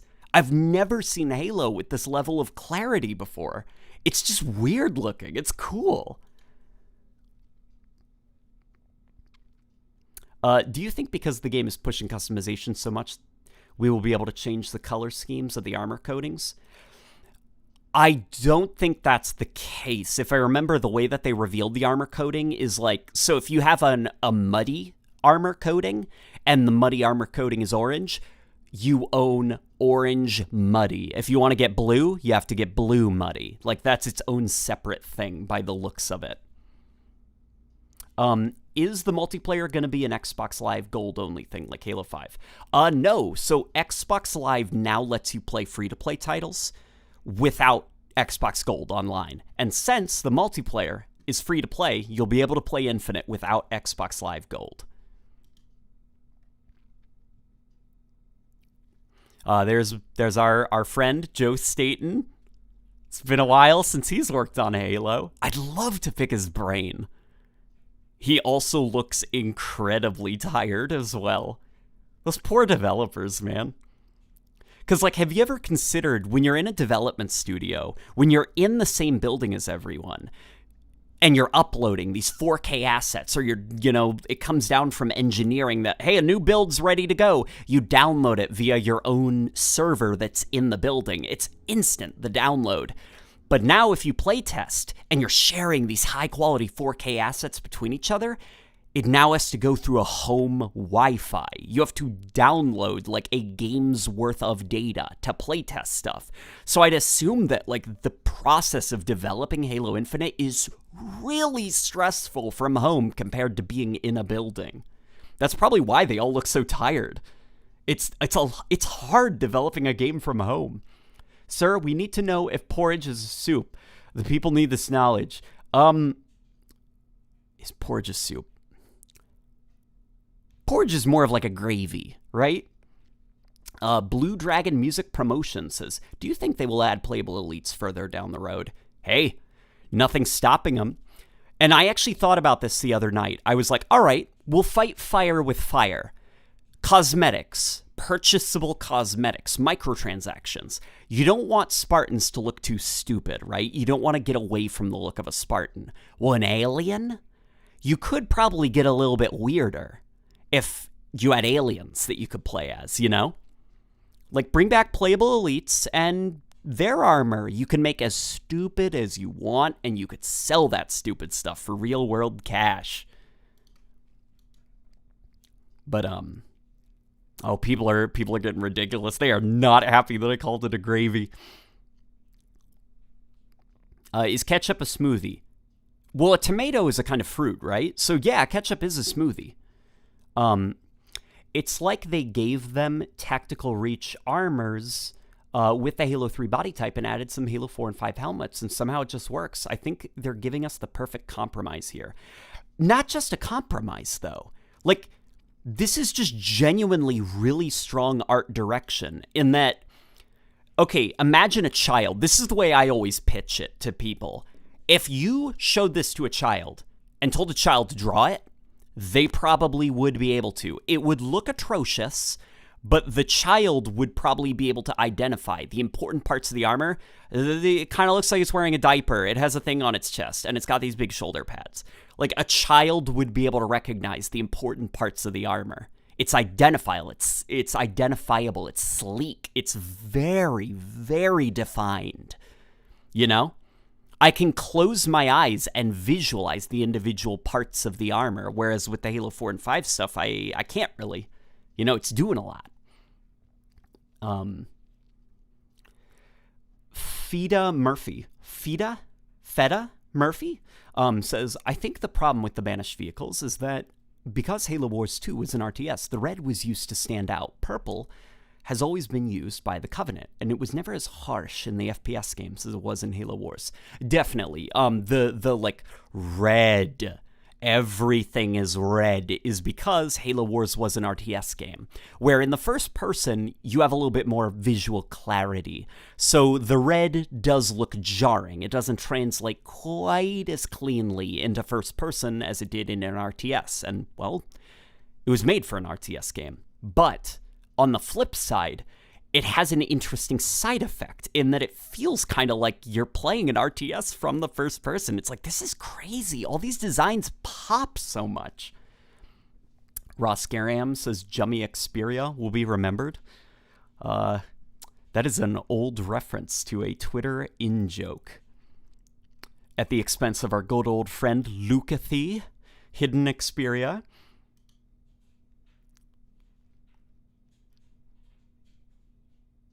Halo 2 wasn't just a Spartan story. You could have chosen any Bungie. Okay, yeah. Okay, all right. The Spartan fantasy, the Spartan story, Spartan this, Spartan that, Spartan Palmer, Spartan, like the Spartan. Halo was bigger than Spartans.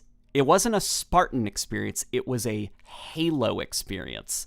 So I find the whole, like, you know, Spartan story, Spartan experience thing very shallow, because it's like, why would you regress Halo? Halo is bigger than Spartans. It's the Halo universe, not the Spartan universe. You know, bring back playable elites, guys. Halo is more than just Spartans.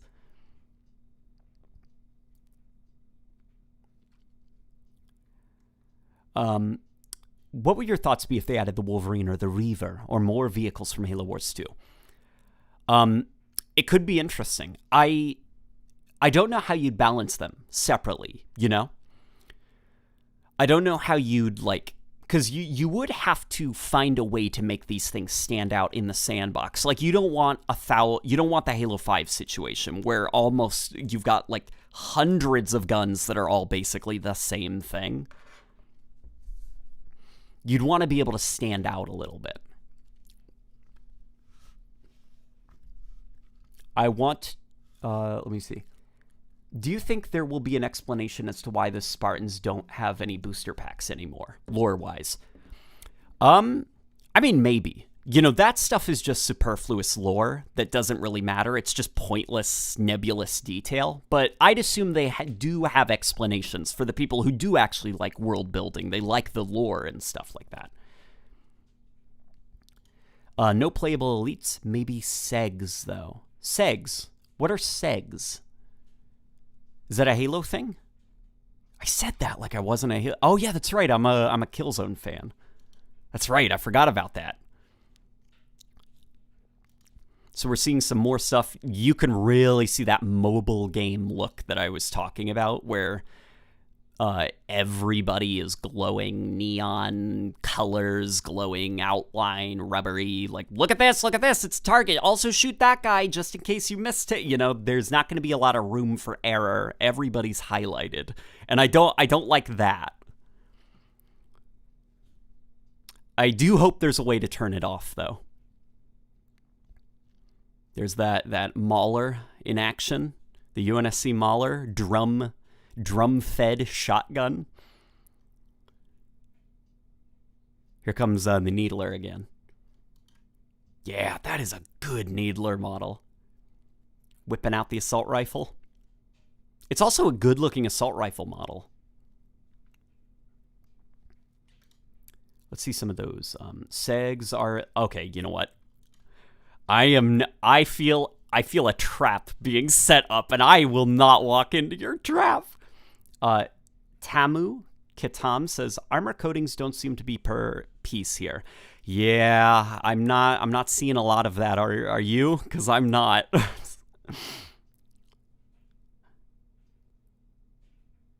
What if the thruster pack is a pickup like the grapple?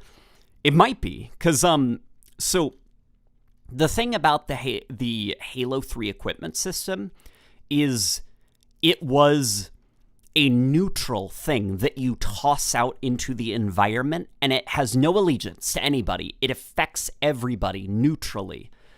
What made armor abilities is that they were a personal superpower that affected the user. So what we're seeing here is not really Halo 3 equipment. We're seeing armor abilities that have limited use.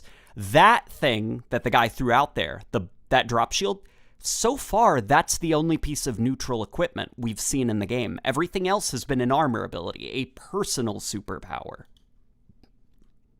For the user exclusively. See, that's an armor ability, just it has limited use now. But I guess nothing could stop them from adding more armor abilities like thruster packs and neutral equipments like that drop shield. There is room for both now.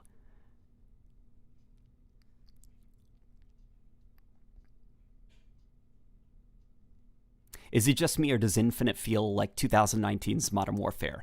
It does a little bit. I thought about that, and I know what it is. Here, let me show you. Okay. Look at that assault rifle position. So let's look up Modern Warfare 2019. Screenshot. It's the way that the view models are positioned in this game. Where is it?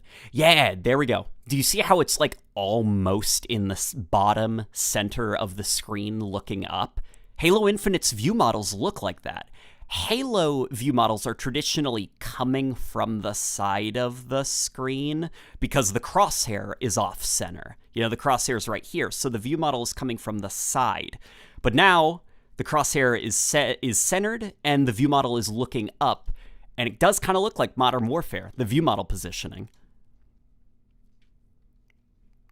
There is also an EMP grenade. Yep, I noticed that. Dear God, can armor abilities not be antagonized by everything? Says Adnan. I didn't antagonize the armor abilities. Did you think I was? I just said what they are, right? They're personal superpowers that affect the user exclusively. That was a neutral state. Like Halo 3 equipment, that was a neutral thing that I did. It had no allegiance to anything. I do think there is value in armor abilities, by the way. I'm not one of those people who hates them. I think that there is value in that for custom games' sake, to have personal superpowers that affect the core gameplay. You think they'll ever bring back Raiden? Raiden. I know that name. Where do I know that name from? Do you believe that through fan feedback, we can get red versus blue back? Also, do you have any concerns for redundant weapons in the game? There are some concerns with redundancy. I mean, the Wasp already. That thing's just a Banshee, you know? But, we haven't seen enough yet. And thankfully, there is such an external Sandbox focus.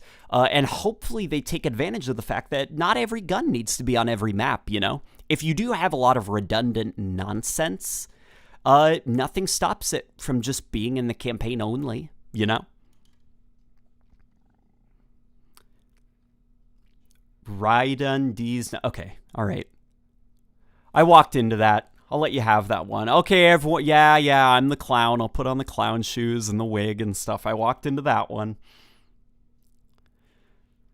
Yeah, I get it. I'm hilarious. Okay, that was actually pretty funny. I did walk right into that. Here we go. Back here, the gravity hammer again. It's kind of got that... Look, see? He just falls over. Like, why isn't the ragdoll flying, you know? It's a gravity hammer, right? Why'd he just fall over like he got turned off? So other than the Warthog, are there any other utility-based vehicles? What's that Covenant one? The Spectre? But that one was a little bit boring to me because it's... Guys, the Spectre is just a Warthog. And then Halo 3 also had one. It was that like brute thing, which was a little bit weird because like the brutes almost never used it, and when they did use it, it was like comical because they didn't know how to use it. Their AI. But this I'm extremely not happy with. I mean, not that, that looked fine. There was the aiming down the sights. I hope that that doesn't improve your accuracy. I did think this part was really weird. Okay, guys. He needs to do a tall jump, right? He needs a device that can affect his gravity, right? A gravity weapon of some kind to push him up into the air. A hammer, maybe. One that could affect gravity. Nah, he just uses that thing on his wrist. And then he uses a gravity hammer and nothing. The guys just fall over. Not effect. That makes me worried. I'm concerned that they removed the gravity manipulation abilities from the hammer just to justify that little thing on your wrist. That does worry me. I see a lot of people excited about that thing on your wrist, but every time I see it, all I think is, so it's a gravity hammer. Why don't we take those abilities and just give them to the hammer, right? That's all I'm thinking about. It's just unintentionally goofy. And then that's, stupid that you can pick up having more health than the other player and you can activate it whenever you want.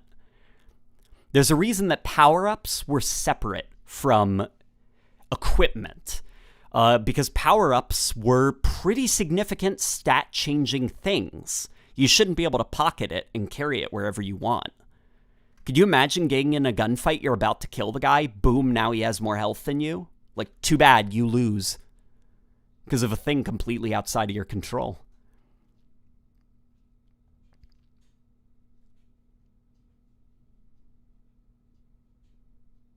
the gravity hammers can't deflect plasma bolts. Well, what if we let the gravity hammer deflect plasma bolts? It's a gravity hammer, right?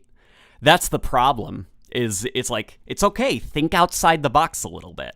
You don't need to be strictly stuck in a certain rule of, the gravity hammer can't do that because that's what this does. Well, why not put this thing on that hammer? Make it into a gravity hammer, one could say, you know? And that is some of the stuff that does worry me. That's a little bit of that Halo 5-y nonsense where the gun kills good because it's a gun. The melee weapon melee's good because it's the melee weapon. And then they take actual interesting utility beyond pure lethality and give it to something else. When you could just stick that on the gravity hammer to make the hammer itself more interesting. But we'll see. We'll see how it plays.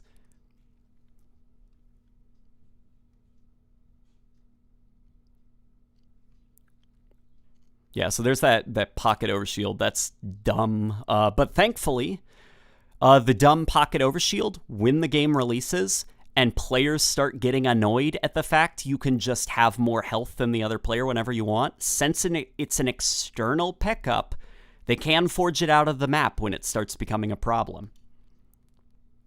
You know, they made the smart choice of focusing on external mechanics.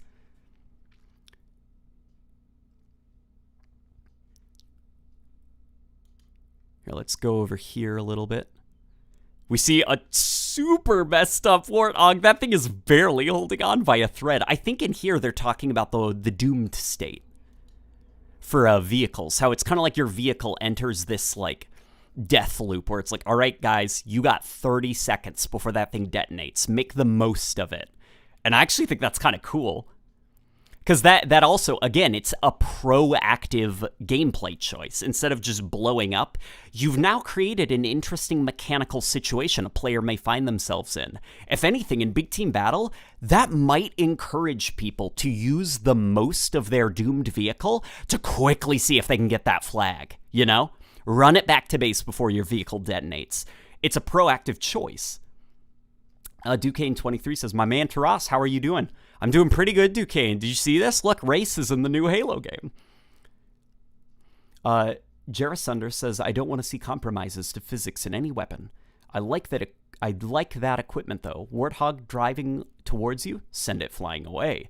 I'd argue, Warthog driving towards you, send it flying away with a hammer that affects gravity. Am I right?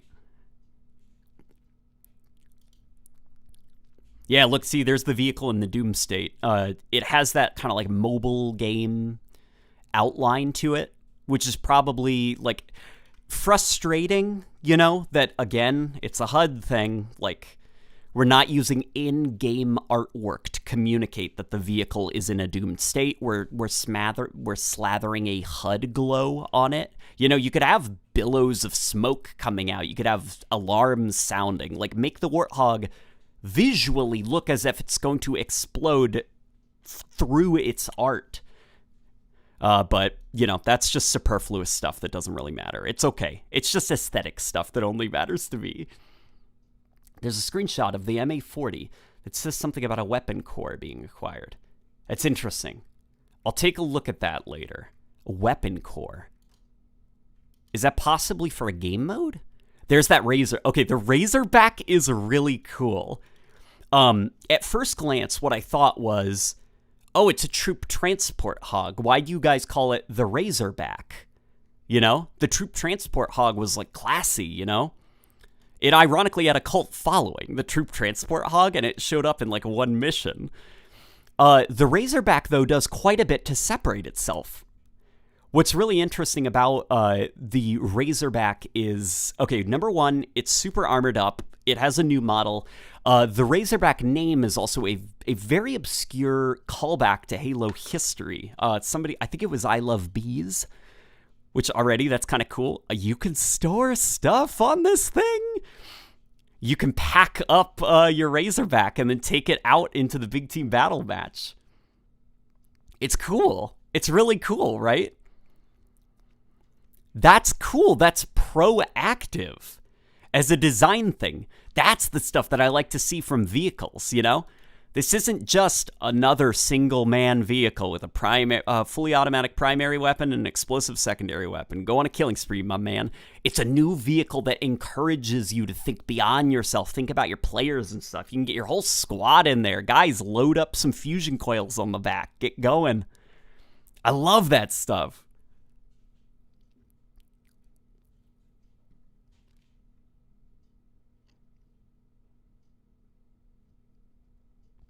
Should they bring Candace back as a character? Candace?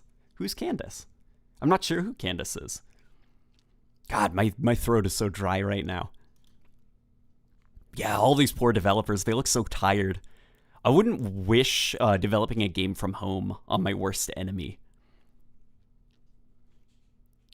There goes a warthog. There goes a ghost. This guy is on Twitter now. I saw him last night, and I retweeted some of the stuff. He seems really nice. Agent Donut says, anytime you get happy or speak, it just sounds so wholesome. You're too wholesome for this world, my guy. I am glad you think I'm wholesome, because sometimes I know I can get caught up on really superfluous detail that doesn't actually matter. Speaking of details that don't really matter, that thing there, we saw a toy. I saw people calling it the Disruptor. So what does it disrupt? I'm going to be interested to see that thing. I guess it could be just like the suppressor, where it's like, why is it called a suppressor? It doesn't suppress anything. But here we see a Halo Reach style turret, which made me very upset, considering I just did that video on missing the rotating barrel. You know, superfluous detail that doesn't matter. That is cute, by the way. Look at this. The poor guy crashed his warthog. Now, could this mean destructible No, it's not. I mean, maybe. Maybe just trees and stuff like that. Oh, no. I fell for a joke, didn't I? Yeah, there we go. Yeah, all right, laugh at me. Haha, let's... Look, okay. Clown. No, not a scary clown. That's bad. These are all bad. Why are they all I just Googled clown. Why are all of these scary? Let's look up nice clown. Am I a nice clown? That's me. I'm Ronald McDonald. I'm a clown. Let's laugh. All right. I'm late night clowning. No, because that implies that I'm clowning on people. I get clowned. But banished Wraith. And look, the turret gunner. He now has a shield to protect him. That's cool. I like that. You know, it gives the turret guy a little bit more incentive to try to help out his buddy. Clown Night Gaming. Something I did notice that some people seemed a little bit upset about is the Banished Wraith is lacking the spikes. Because remember, in Halo Wars 2, it had spikes on the bottom. And I saw some people worried that 343 didn't understand, like, why the Banished are cool. I think there's actually a mechanical reason that does make sense from a gameplay standpoint, why you don't have giant spikes on the front. I think it's for the sake of physics. Like, could you imagine the nonsense that could happen from a physics perspective if part of your, like, hitbox are giant, very thin spikes? You could potentially get vehicles stuck on those spikes and stuff. You know, players could be just launched out of a map because they dare to look at the physics funny, or the spikes funny, you know, all sorts of weird shit. It's probably just easier to get rid of them.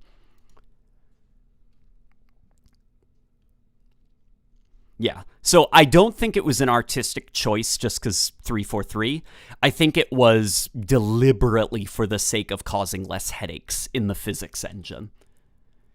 Notice how all these guys are all red and blue. Winky face. These guys are kind of red and blue, aren't they? Hang on, let's back up. Ah, no. A blue guy hops out of that wraith to start shooting at a blue guy. And here comes, okay. Everybody, why is the UNSC air vehicle that can fly being dropped off by a UNSC air vehicle that can fly? That was unintentionally silly. I actually giggled a little bit because of how just like preposterous this looks. Like, remember in Halo 3, the Hornets were actually flown to you by pilots who then get out and you ditch them on the beach. That's very silly. The air vehicle is dropped off by an air vehicle. Jarasunder says, how do you feel about the idea of full conversion, vehicle, weapon, armor cosmetics? Want to look pixel for pixel like the CE era Chief, CE era Ghost? That would be cool. I'd actually like to see that. For the sake of vehicles, I'd actually understand if there was a little bit of like reservation when it comes to like geometry changes to a vehicle's silhouette. Because over the course of Halo Infinite, you're going to be training players like, hey, if you see a thing that is red speeding towards you, chances are it's a ghost. If you want to, if you look at like a giant crab-looking thing that's red, chances are that's a wraith. So if you modify that so it's like a blue-looking crab thing and then like a blue slender-looking thing, like you don't want to confuse people too much. When you kill someone, it shows points next to the kill, like 100, 200, 300. Is the traditional 1 to 50 score gone? It might be. They might be doing like the Call of Duty thing, you know? And some people are annoyed by, you know, changes like that. I'm like, you know what? If it's still like 50 points to win, or 50 kills to win, who cares if they like come up with some points metric for how you get to those 50 kills? Like, that's all detail that doesn't matter to me. The Wraith has tiny spikes. Yeah, it does have like, watch this. Look, it has tiny little baby spikes. No, just they're spikes, but they're not spikes enough to where they'll cause mayhem in the physics department if you collide with something in a weird way.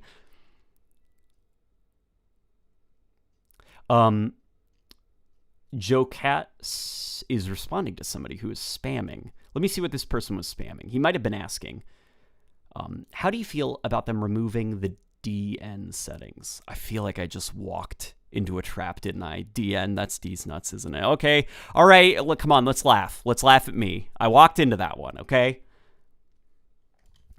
I walked into it. Laugh at me right now. Ha ha, D's nuts.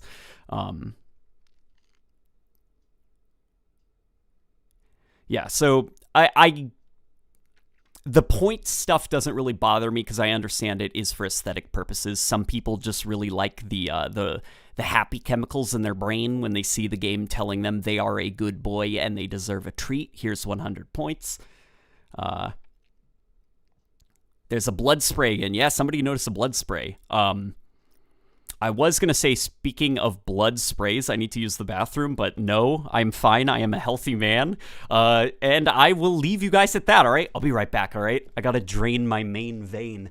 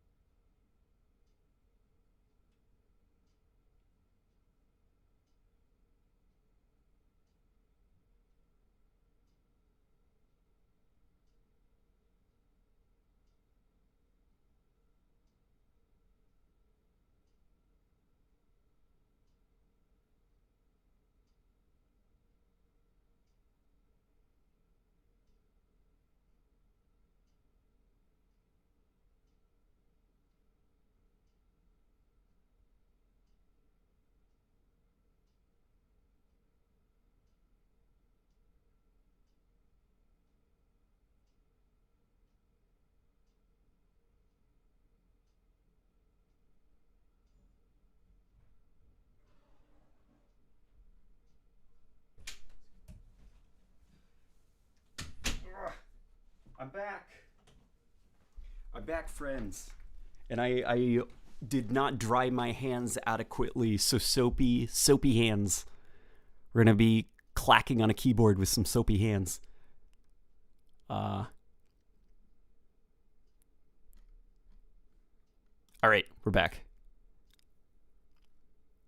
He died. He back. Yeah, I am back.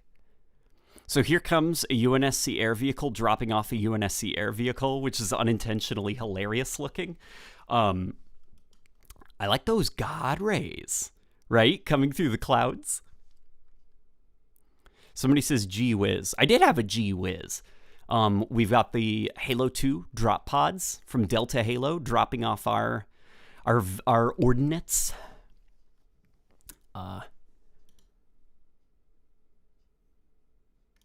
Let me see. The Joker says, the screenshot of the weapon core is your Discord, along with a menu for the multiplayer. Interesting. Okay, if that's what that is, then. There's a Wraith boosting. He did not kill that guy. I assume that was probably the intention. They were hoping that that guy would get splattered. He survived. He was fine. Big team battle. It seems good. Somebody says, the only time I think there was an assassination is when that guy gets sniped, but it's hard to tell. That is an interesting point. We haven't seen assassinations yet. We even saw an opportune moment for one that a guy didn't take in the trailer. So, hopefully I'm not looking into that, you know. He's European. I feel like the European joke only works if you're in person with somebody, because he's European, the joke kind of falls apart. Though I guess there could be a little bit of a comedy value that comes from the fact that you deliberately delivered the joke wrong. Does Halo Infinite still look like plastic, or is it just me? I don't think it's just you. There's definitely something a little bit odd in how that Halo engine, at least this branch of it, differentiates materials. Like, okay, guys, has anyone else been just friended by random bots and stuff? I don't know if you can see this, but it just popped up on my screen. I've been getting a lot of weird bot friend requests and stuff, and it's starting to drive me a little bit crazy. But yeah, the Halo engine, something about it, it's still like, it still struggles a little bit to separate materials. I mean, in this shot, you can definitely tell, like, yeah, that's metal, you know, that was on the side. Like, that looks like metal. That looks like ground.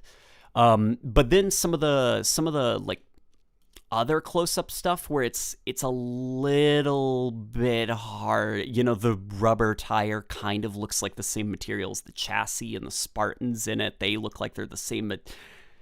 The Halo engine still seems to be struggling a little bit with material separation. At least when it's in shadow. Like out in the sun, when you can see the light reflecting off of things, that's when you can really see that there is a difference in materials.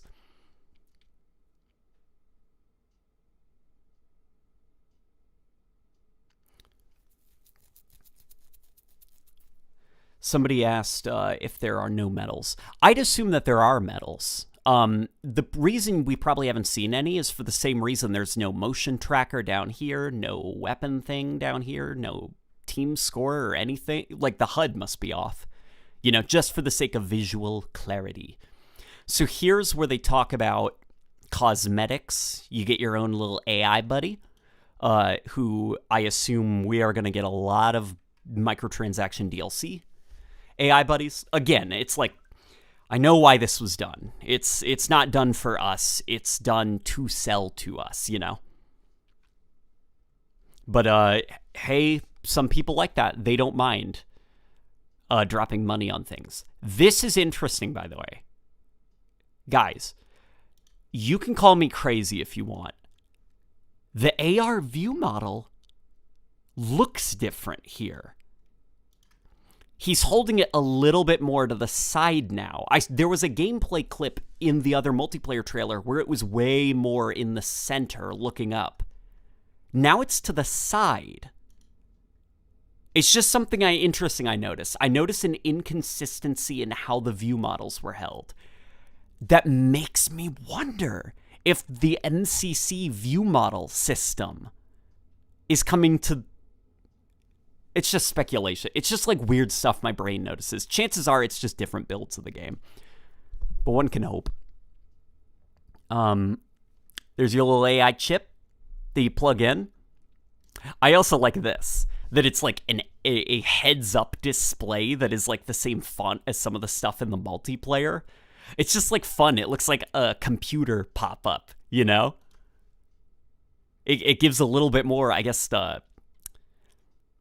it gives a little bit more authenticity to the heads-up display of the Spartan that it kind of looks like even the main menu UI. It's cool.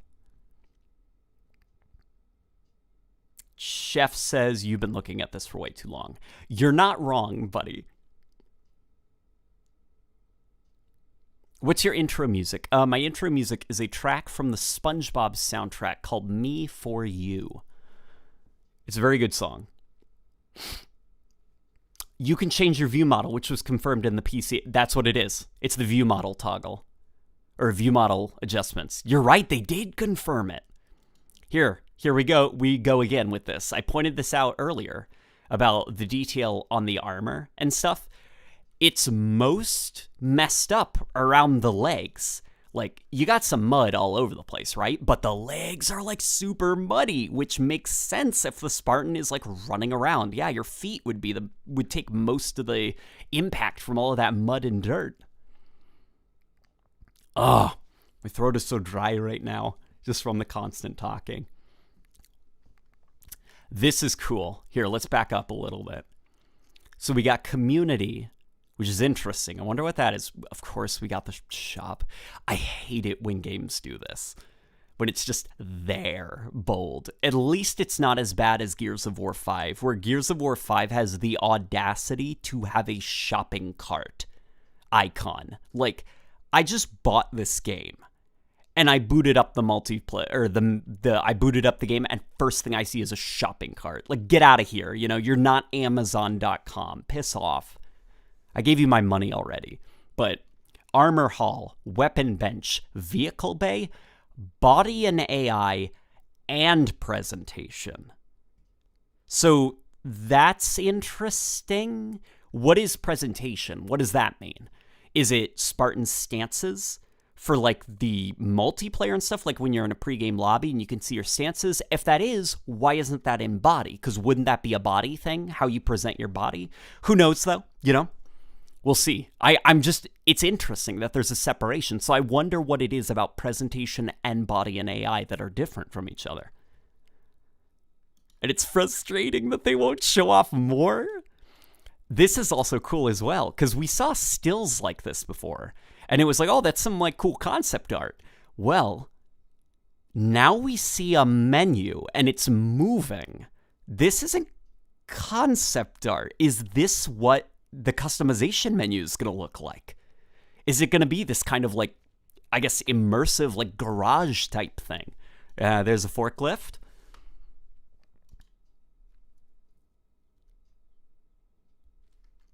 Also, Halo Waypoint is getting its own app, which is really exciting. Court Soul says, hey, Taras. Hello, sir. Community might be stuff like file browsers. That is true. That might be what the community is. There's a whole bunch of Battle Pass stuff, which is also here. Look, they're bringing back the Look Guys, We're Destiny loot tier system. If you remember Halo 5 pre-release, it was just like armors and stuff. And then Destiny was super popular, and they were like, we're Destiny too. Look, we have blue, purple, gold tier loot stuff. No, that's me being hyperbolic. It's just like a video game thing to tell players like the importance of items. But what I disagree with a little bit, maybe I'm just crazy, you can tell me, is if it is just cosmetic, what's to stop a player from saying, you know, that helmet I think looks way cooler than the golden helmet? Why is the game telling me that a helmet is legendary? I think that's way more legendary.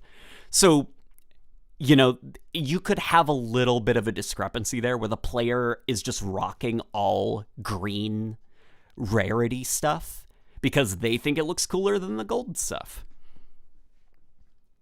Who's the game to tell me what armor is more important than the other?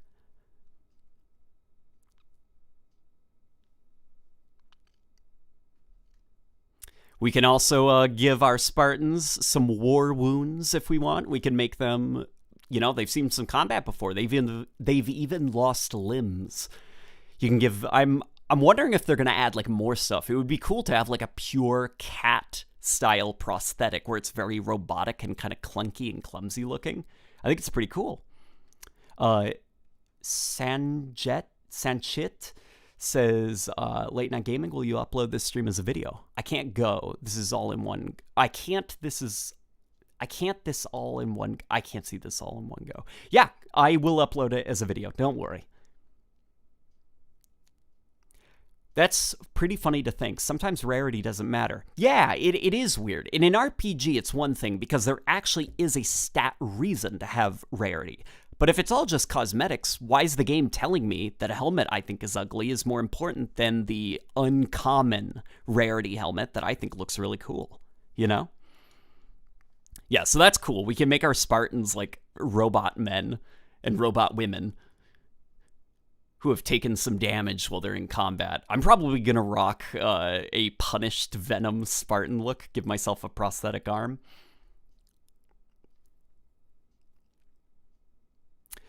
Do you think Big Team Battle 2.0 will be the Warzone or Invasion of Halo Infinite? God, I hope it's not Warzone. And Invasion, it doesn't look asymmetrical. It looks like it is like neutral flag type stuff, so it does seem to be more in the spirit of Big Team Battle. The reason, let me clarify why I'm like, no, please, no more Warzone, is Warzone had a very unhealthy gameplay style, which was you can have anything you want at any point. You can have a Spartan laser if you'd like. Go get it. It's yours. Don't worry about it. So you find that like players aren't exploring the maps. There's no reason to. There's nothing to find out there. You can just have the best stuff whenever you want. As opposed to even starts where you're encouraged. It's a proactive design choice to make players branch out and explore the map, generate a bit of movement, as opposed to Warzone where players are all hunkered in their bases, just hovering around their weapon spawn points. Chaos Reaper says, here's to hoping we get a forklift armor coating. I want my Spartan to have a sticker on their space diaper that says, how's my... That's a good idea. That's actually a great idea. Not only the robot man, but the robot women and the robot children too. Yeah, exactly. Precisely. Jason Brayman says, I just want to say I love your content. I just want to say that I appreciated that comment. That makes me feel really good. Here, I just want to back up a little bit, just in case I missed something. There's that pulse carbine a little bit. So at first I was kind of like, oh God, here we go again. A bullpup style alien weapon with a grip in the front for your hands, an ammo counter on the top, and a stock turret, like another alien weapon designed to look like a human weapon. But mechanically, I think it's interesting that the banished plasma rifle type gun in this game, it's burst fire. And I was like, okay, why is it burst fire? I think it might be to make it easier to predict on the player's end in the campaign.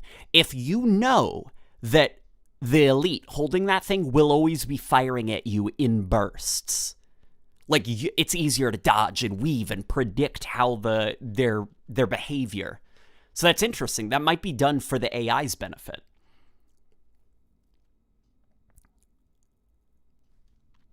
Somebody's asking when we're going to get the Half-Life video. We're going to get the Half-Life video. I know I have no excuse other than pure procrastination. I played through Half-Life and recorded my whole playthrough, and I lost the data for it because my hard drive ran out during a recording session and it got corrupted.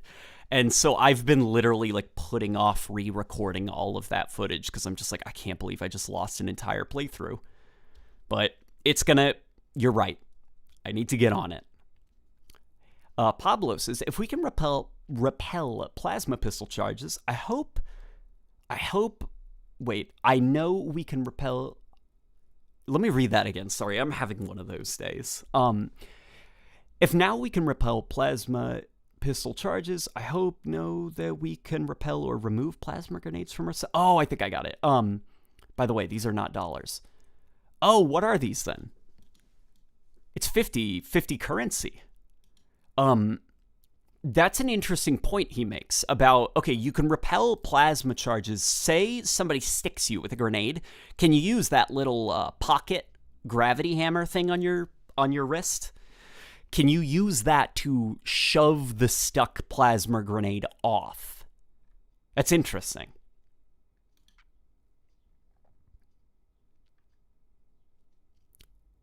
Somebody says, let's just say that the Half-Life video will be out before Half-Life 3 is. No. I am planning to brute force myself into doing it in the next couple of weeks.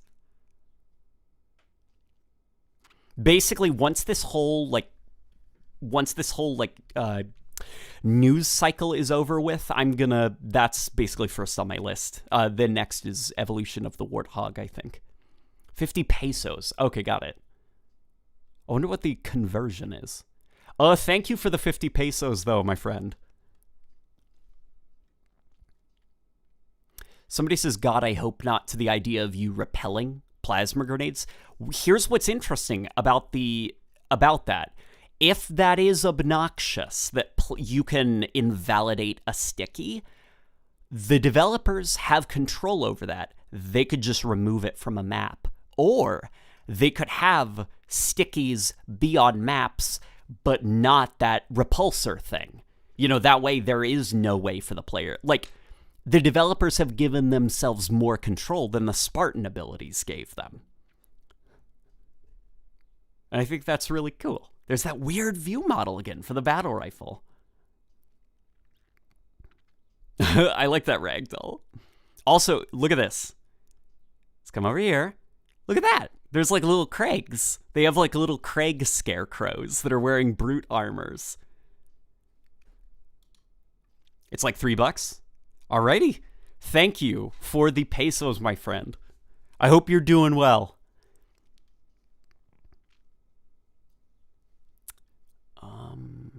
There's also this, which all of these are a variety of different armors, and they're all wearing different coatings, right? But let's be real. Based off of games like Call of Duty and stuff like that, you're not going to see a lobby this diverse. What you're going to see are 4 guys all wearing this, 2 guys all wearing this, a single guy wearing the pink. Like, you're not going to see a variety of coatings. And that's what I am a little bit concerned about, is we're going to see everybody rocking the same copy-paste coatings, because now they don't have the ability to manually adjust their colors. And now here comes this ridiculous, crazy thing. I like this a lot. And isn't it cool that because all of the armors, well, they look like Halo again, you know? These look like Spartans. Like, they don't look ridiculous and insane. This guy stood out because of it, as opposed to Halo 5, where it would just be like, whatever, who cares? Everything looks ridiculous. It's just cool.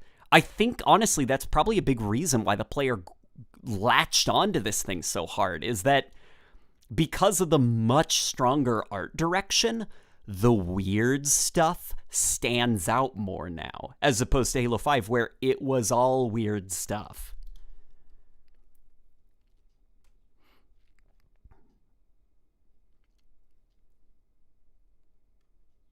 Yeah, it's just cool. And here's the free-to-play stuff. Do they have like anything interesting at all that they talk about? I assume it's just like, I remember it was just kind of like, basically, so the battle passes, we'll get into that because that is actually super interesting. Here they are playtesting. They're wearing masks, so this is during COVID. They must have been able to go back. Yeah, look, they're back in their offices.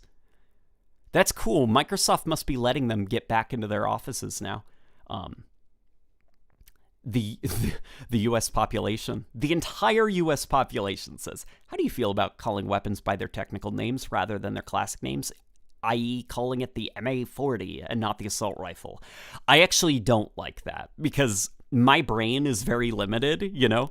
I'm not a very intelligent guy. I don't have a lot of brain power.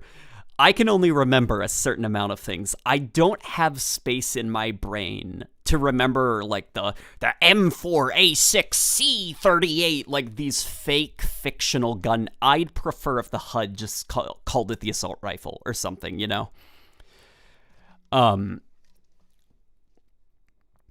Ratchet2505 says, I just wanted to say thanks for the variety of videos. I'm glad I bring variety. That's something I'm anxious about, is that my stuff isn't enough variety.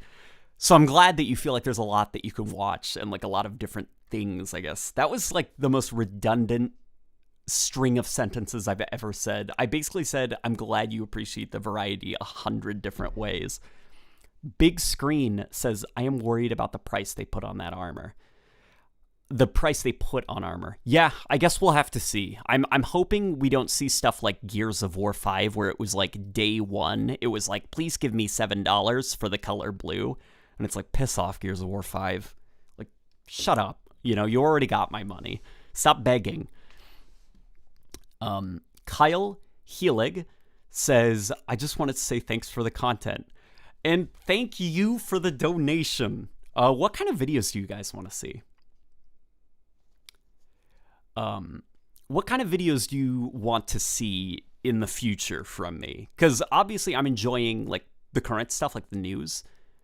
But what other kind of things? Do you like that like weird turret video that I made? Let me see some of this stuff. Is it just me, or do the Spartans look like they have really short forearms? This has been bothering me since 2019.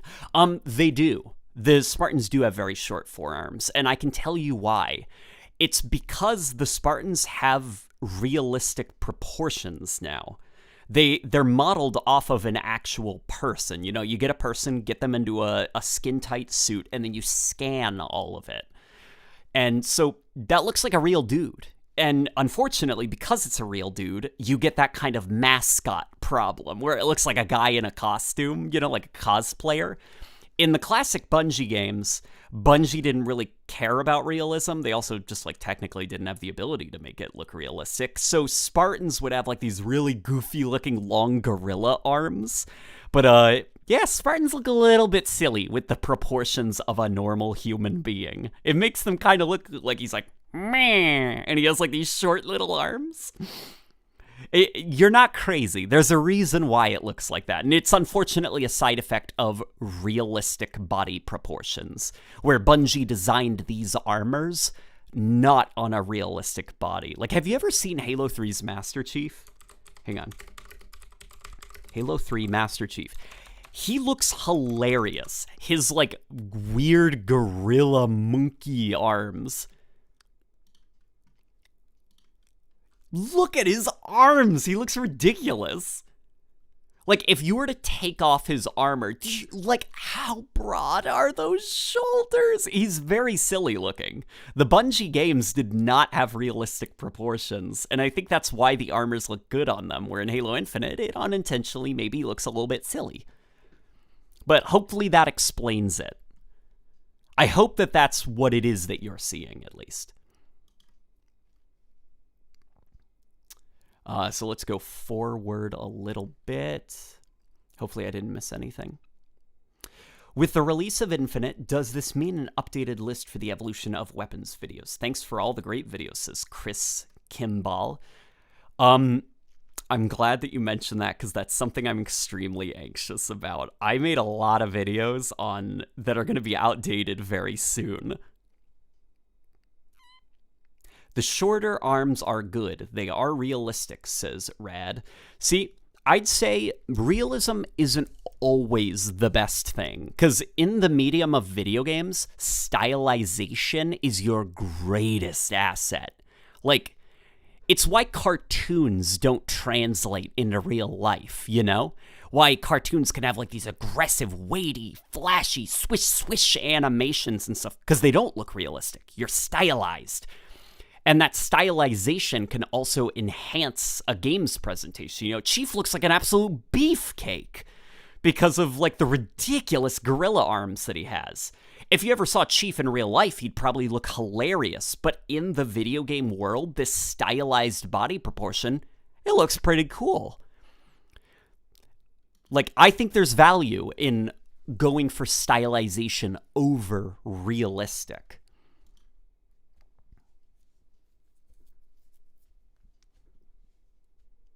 See, Ratchet says, I think it's time to do an Evo of the Halo MP Sandbox. Man, that would be a big project, which he does say, because it's like every single Halo game had a completely different approach to their sandbox. Like, the Halo trilogy all is like classic Halo, but their philosophies for the sandbox within that classic Halo style, it's very different. Halo 1 and 2 had an approach designed around what's called a keystone weapon. The idea is you have a primary weapon and a secondary weapon. Your primary weapon is your keystone. It's the kill weapon, your battle rifle, your magnum. Your secondary slot, that's for your utility weapon, the weapon that has a weird alternative quirk or gimmick to it. And so the idea is you use your keystone to do a lot of the heavy lifting. You know, it's an extension of you. It's your keystone weapon. But then when the opportunity presents itself, like, all right, a player is getting in close, you whip out that secondary weapon, whatever it is. A plasma rifle to kind of stun lock your opponents, an energy sword to kind of cut them down if they get too close, and then you swap back to that keystone weapon. And then Halo 3 tried to get away from that a little bit. By nerfing the battle rifle and stuff like that. But yeah, I have a lot of thoughts on the Halo sandbox.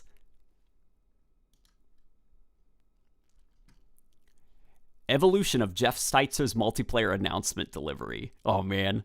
I love that in Combat Evolved, Jeff Steitzer sounds like he's been like tranquilized, like they dragged him and locked him in the room and he's just like, Slayer, capture the flag. Like, he just sounds like he's, like, barely holding on. It's cute. It's fun.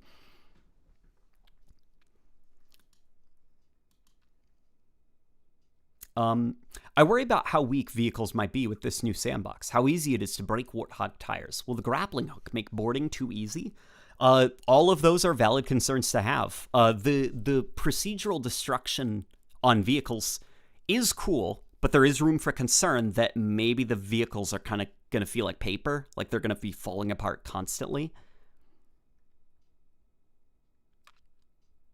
Hey man, longtime fan since 2016. You mentioned Spartan Assault on and off for years. When do you think you'll do a full review? That's a good question. I probably should, right? Because Spartan Assault actually is a game that I don't bully too much. I think it has value. Not a lot of value, but I do think there's value to it.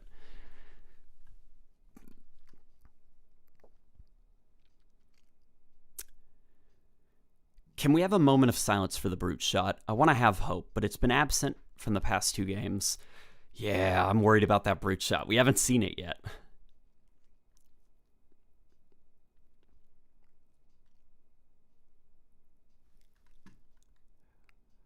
So here is the Academy. And remember my theory earlier on the CGI stuff? Here looks like the longer version of the cutscene. We've got a Madam Robot leg. And she seems to be kind of like a drill instructor of sorts for the, new recruits. And we've got this whole academy thing that they were talking about that has bots. Like, guys, bot support is coming to Halo. I can have friends that I can force to play all of my terrible custom games. I don't need to drag real friends. I've got artificial ones.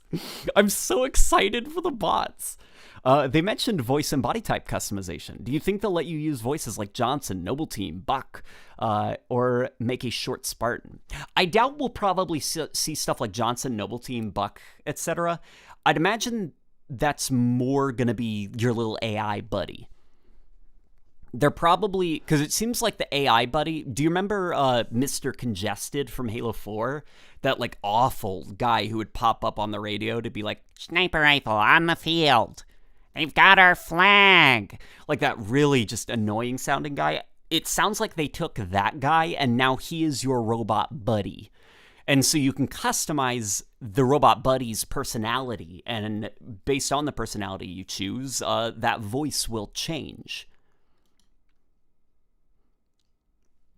Yeah, so Madam Robot Leg seems to be like a drill instructor of sorts for this academy where you've got bots that you can play with, little robotic servants who will play all the bad custom games you make, and they will do it happily till the day the servers come offline. This is their existence. They've been given life and sentience just to play my terrible, terrible custom games. Look at them!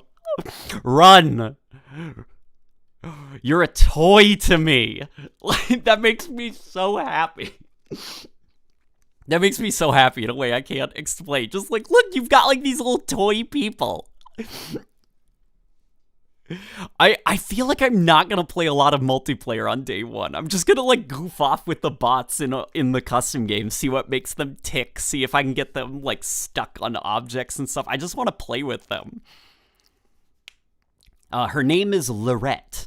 Yeah. The Madam Robot Leg. Her name is Lorette.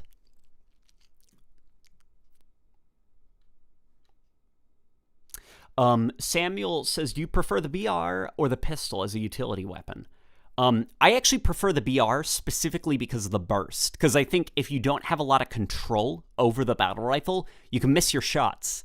Granted, the pistol was kind of like that too, but I can get into it a little bit later. Sorry, there's a lot going on here. Yeah, I've got my artificial friends. Like, the bots aren't going to say no. They're not going to tell you that they got to get off for the night, you know? They're going to play with me all night, and they are going to like it because they were programmed to. Thoughts on ordnance drops and ADS returning. So the ordnance drops are not kill streaks. They confirm that on Twitter. It's purely just a way that weapons drop into the environment.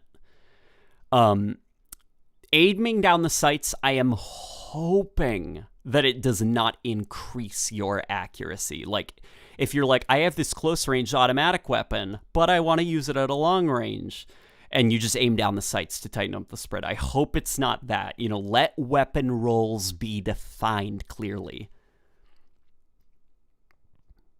Add to the list, says, suckered into buying YouTube Premium, eh? Yeah.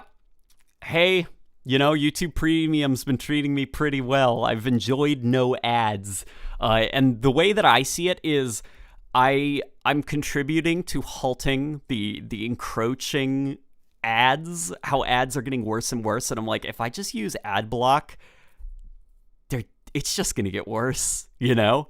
I might as well just, it's like trying to duct tape a dam that's about to burst. I'm like, I'm putting on my dollar bills, trying to duct tape it, but I know the dam's going to burst, and eventually there's probably going to be a YouTube Premium Plus, because now YouTube Premium will have ads.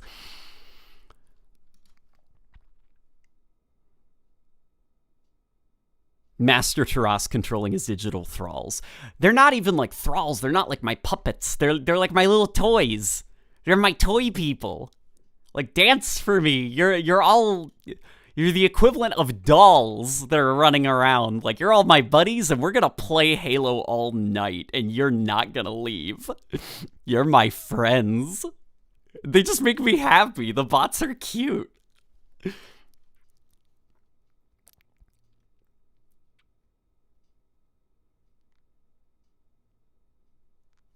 Just to nitpick, I absolutely do not like that they're reusing the Halo 4 Gravity Hammer sound and are reusing Halo 5's Banshee and Halo 5's Ghost.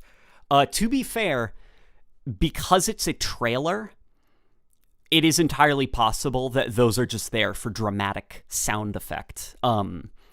There was a moment, actually. So I saw a lot of people saying that like Forerunner shotgun thing had a charge up, but the charge up just sounded like the Halo 5 plasma pistol charge up. So, and just as somebody who edits videos, I'm willing to bet that gun doesn't actually charge up. They just added that Halo 5 plasma pistol charge to give a sense of power to it for the trailer's sake. So I would not take a lot of those sound effects in the trailer at face value. Other games do the same thing. You have like Battlefield that's using like different sound effects for guns that's not what they actually sound like in game. It's just for dramatic effect. So Multiverse says, wait, could the bots mean we could have Forge AI? Oh man, that's what I'm hoping.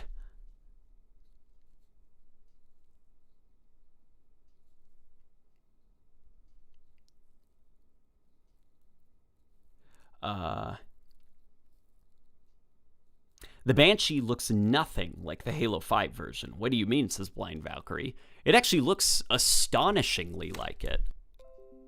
Okay, reconnected successfully. A Mod says, did you notice the ricochet equipment? That ricocheted the plasma pistol in the first video. Can it be used to propel someone in the air? I noticed that in the second video. Possibly. It probably could.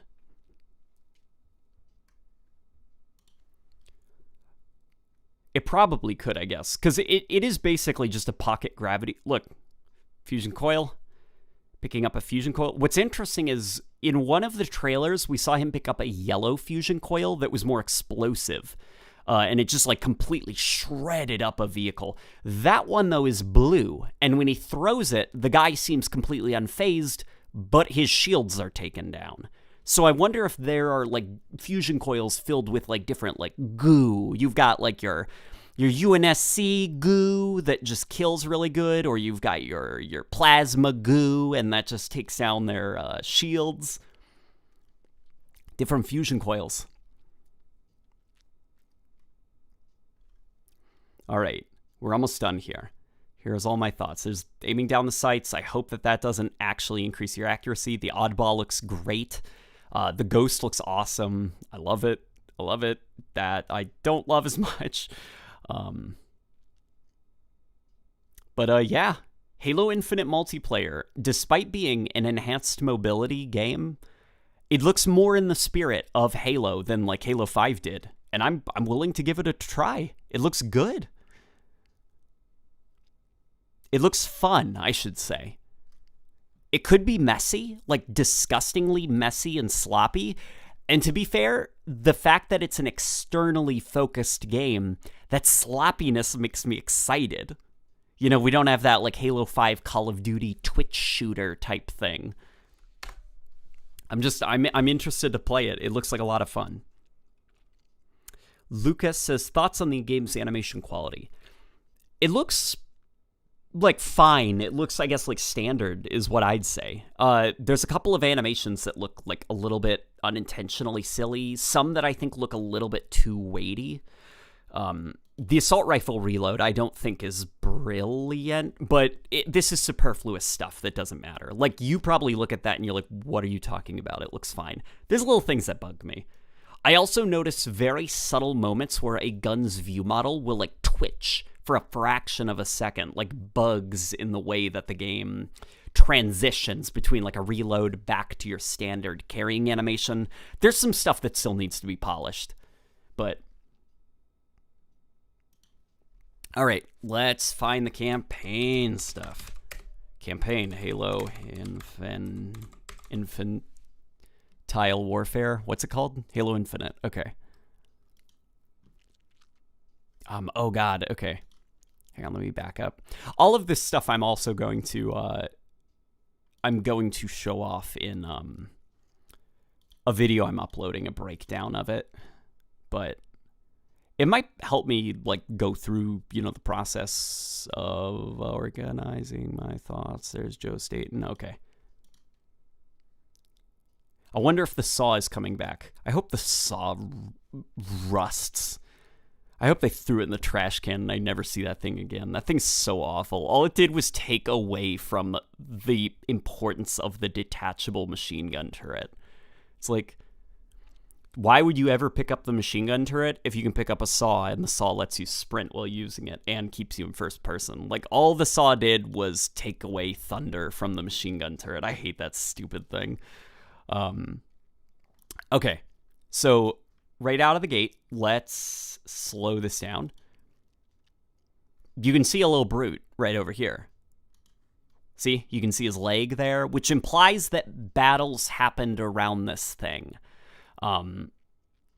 You can see a weapon crate with a hologram, and the weapon crate's green. The hologram's green, and there is a green light shooting into the sky, which makes me think that, like, I mean, green stuff, good. Red stuff, bad. The banished are red, therefore they're bad. So the fact that this weapon crate is green makes me wonder if you'll maybe see, like, red weapon crates, because they did mention that the AI now, the brutes, they can actually change their weapons. They can run out into the sandbox and find a different weapon and switch it out. So I wonder if there will be banished weapon crates that they can utilize.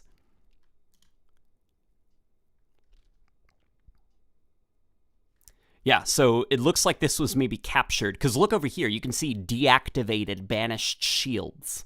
You can see some more banished stuff, and the fact that there's, like, bodies littering the place makes me wonder if that is a thing you can fight and take from the banished. And then off in the distance, we got the red glare. Obviously, it is probably just a banished structure, but I almost wonder if you were to fight your way through that and capture it, would that red glare then switch to green? And all the ammo caches in it would switch to green. Like, could you take structures from the banished? Probably not, but Lord Alext Gamer says, greetings from Colombia. I agree, the game looks fun, and I'm eager to play it. Also, would love to see more of your awesome content. Thank you so much for the compliment. Can't believe you spent 120 minutes critiquing a 12-minute video, says Maxwell. My friend, I have a lot of opinions about things, and a lot of them are superfluous. I have a lot of nonsense opinions about things. I could literally talk here for 8 hours about, like, the animations of the assault rifle. You come up here and you can see, like, at first I thought they were heads on spikes, and I was like, oh man, that's so cool. But the game's rated T for teen. Can't have that. So they look like they're just armor pieces. And then if you come up here, there is a generator type device, which looks like it's manifesting Wonder Woman's lasso of truth. And you can see a bunch of, like, Marines that don't have their armor on, and they're lassoed by the lasso of truth that Craig has. So you can see, like, a dead grunt somewhere back there. This is like a pixely mess right now because I have the render stuff set to 720p, you know, just so that the stream doesn't poop out. You can see a golden brute there on the ground. The brutes are kind of patrolling. They're chilling. That one has, like, an overshield on or something. His shields are flared up. And, okay, I want to know your opinion. Am I reading too deeply into this? The flares, is it red because banished? Like, if it's remember in that 2018 tech demonstration of the space engine, how the Marines deployed an orange flare, which meant they were in danger, you needed to go save them. For gameplay purposes, because we saw all the green stuff back there. Green is good, red is bad, right? Are red flares a signal of you've got a banished camp up ahead and they have prisoners? And if it's green flares, that means that it's just a bunch of Marines that need to be rescued. Just let me know, okay? I might be overthinking that, and I am open to possibly just that's me overthinking it.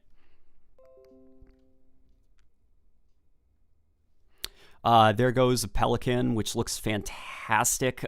Interestingly, so it's a pixelated mess right now, but open up your own stream of this. You can see Ascension, the Halo 2 multiplayer map Ascension, right over there. And then over here is a Forerunner bridge of some kind. It just feels a bit weird that there is a banished camp and a UNSC camp right next to each other. Yes, it is very silly.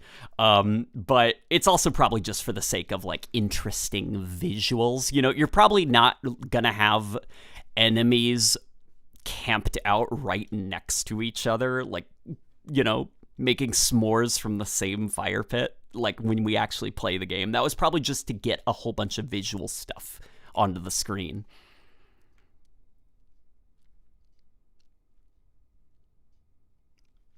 Mr. Master, the Lord of Disaster. It is him, Mr. Halo himself. Taking place right after Discover Hope. What's interesting, though, now is the assault rifle is gone. He has a sidekick pistol now. Also, the sidekick was redesigned, and it looks great. I can't believe I didn't point that out before.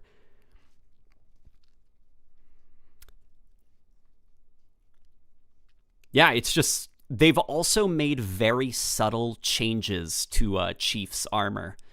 Not the geometry, but the detail on it. Kind of like, remember how I was telling you with the weapon decals, how you can see like manufacturing stickers and stuff on it? They essentially did that to Chief, but with like dirt and rust and grime and stuff like that. They messed him up. You know, Chief looks like he's been through some stuff now. And it looks great. Favin also pointed out on his stream, which is wonderful.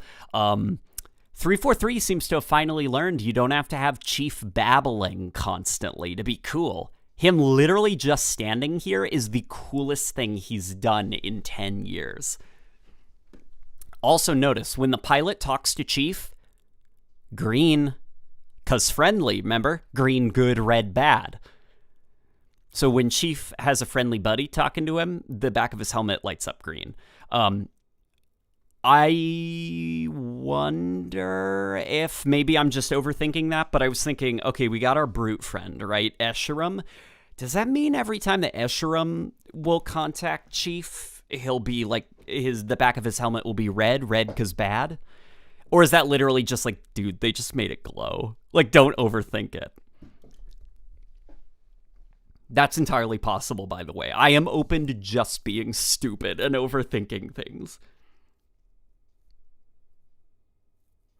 Join server voice chat after stream. We had some people who are upset at your porridge comments and they need to be dealt with. People are arguing about porridge and soup. Joshua says the sidekick is probably the pilot's, and it having only one shot is really dark. It is, right? That's kind of creepy that the pilot gave his pistol to Chief, and it only has one shot. The pilot didn't look okay, you know, before he discovered Chief. Some dark stuff. Also, I like this a lot. So this is something I'm going to quickly jump from. We start, blue is the primary color scheme. And as Chief does his chiefster stuff, the color palette starts changing red. Like Chief's jumping into hell, you know? He's leaving the safe place that is the Pelican, and it's getting redder and more demonic as he approaches the banished ship. It's just cool looking. But I also like this, that it's just like debris. Like the lighting, it's just like silhouettes and stuff. You know, you can barely see what's going on. And as Chief keeps going and going, it's like you start to see a bit more clarity. That looked kind of like a warthog. Chief even notices that. Look at the way he just looked around. He was like, whoa, is that like a warthog?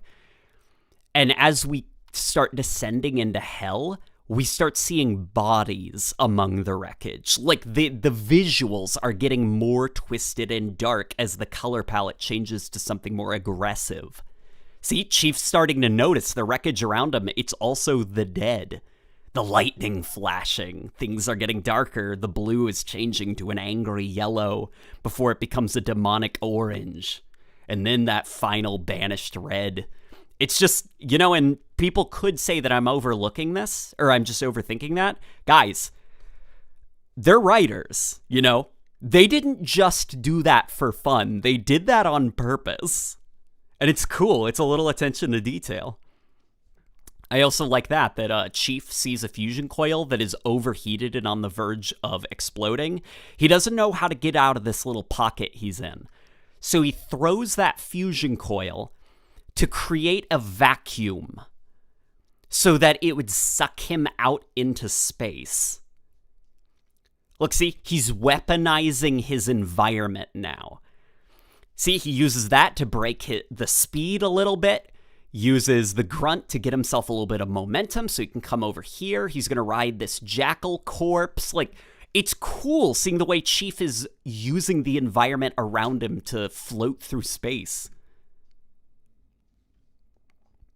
Look, he's like, I'm done with you. I'm going to use you to get a little bit more momentum. And he noticed that warthog. He's going to use it to brake. See? He wants to land into this thing. See? Boom. Now he's stopped. He won't just go hurling into outer space. Like, Chief is tactically thinking about how to navigate this zero-G situation. And over here, he comes to check the passenger side for a weapon. And he stops because he sees a Marine. And it stuns him. Look, there's like a moment of respect, you know? Chief's careful not to disturb the body. Like, this is this Marine's grave. He wants to let him rest in peace. He politely takes the rifle without disturbing the body. It's just, like, really good at storytelling. And seeing that dead Marine triggers a bunch of flashback stuff in Chief's mind. Now suddenly he's starting to think about mortality. He's thinking about what sounds like a conversation from Halo 4 where Cortana's saying, if you knew how you would die, how would you live your life? Like, a lot is going through Chief's mind as the color palette gets angrier and more red. Chief's descending into hell. You know, the bodies of the dead floating around him. Like, this is good stuff. Installation 00 says, love your perspective on stuff, bud. Looking forward to whatever we uncover in the coming months. Keep it awesome.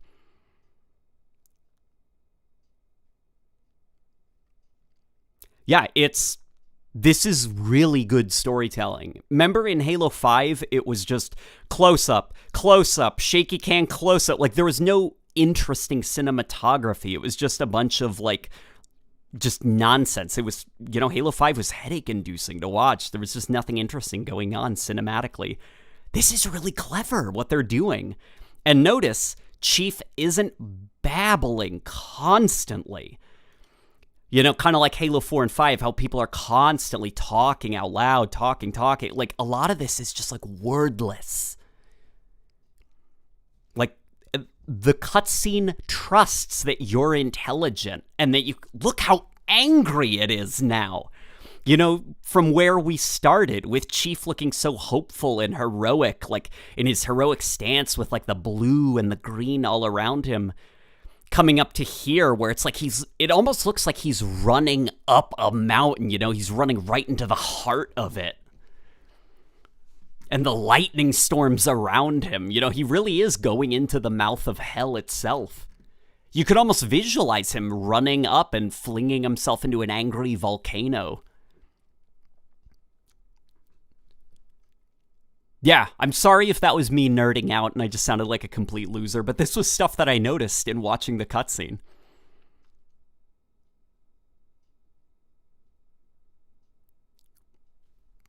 Yeah, so Chief goes over here. Also, that's a cool detail there. So Chief uses his grappling hook, right? Like, there it goes, it connects to a thing, he yanks himself forward, and because we're in 0G, you can actually see the grappling hook just floating around as it retracts back into his arm, as opposed to just dragging on the ground. Also, something that somebody pointed out on Twitter that was kind of interesting is Halo Combat Evolved began with Chief waking up from cryosleep and a UNSC ship being invaded by aliens. Halo Infinite begins with Chief waking up from cryosleep and invading an alien ship. It's just an interesting parallel.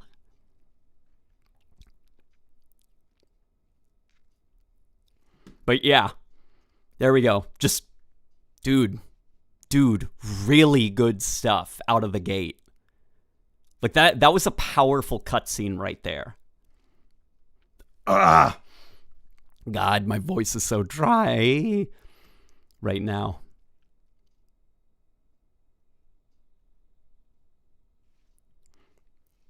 So we've got baby Cortana here. It seems what's going on. Okay, so Halo Infinite is a soft reboot for the series, all right? This is not Halo 6, the conclusion to the Halo 4 story, you know, the epic finale. This is not Halo 6. Do not go in expecting this to be like the rise of Skywalker or something like that. Basically, what seems to have happened, the way that they're talking about this, is instead of having that situation where you've got Your Last Jedi, this really controversial movie that not everyone was on board with, and then just making the epic conclusion to the story you don't care about and don't want to see any more of. They're instead doing something kind of clever. The idea is that Halo 6 happened off screen. It happened before the events of this game. And that's the catalyst for this reboot. Everybody seems very confused about what's going on. We know a little bit, right? By watching these trailers. Like, Baby Cortana here seems to have been a device created to infiltrate Cortana's network and take her down. And then once Cortana is taken down, Baby Cortana will just turn herself offline. Like, she's called the weapon. That's how utilitarian she is. She's not even a person. She's a device that they made just for this one function, and then the weapon would delete itself. She doesn't have a name. She's just a tool. And the weapon here is saying that, hey, it worked. You killed Cortana. And then Chief's like, I didn't kill Cortana. I thought you did. And then the weapon is like, but I didn't. And I'm still here. Like, it's like a nuclear bomb dropping it, and then it doesn't go off. And it's still sitting there. And then the nuclear bomb starts talking to you and developing a personality. Like, this is a weapon that is now starting to become sentient. It's interesting. And you can see Chief seems like not okay with this situation. Like, he doesn't want to look at... What is Chief looking at, He's looking at nothing. It's because he doesn't want to look at the face of his friend. It's making him visibly uncomfortable. And she says something that kind of sparks a bit of an aggressive react. Look at this. Look at the way he just lumbers over and looms over her. Like, it's a weirdly aggressive thing that he did, just quickly, what, by you? And he just stomps over to her. She looks at him in the eyes. And watch what Chief does. He's holding the gaze for now. She starts turning her full body to face him. Chief gets super weirded out because he doesn't want to look at her. She looks like Cortana, and he goes back to looking at nothing. He's super anxious about this situation he's in.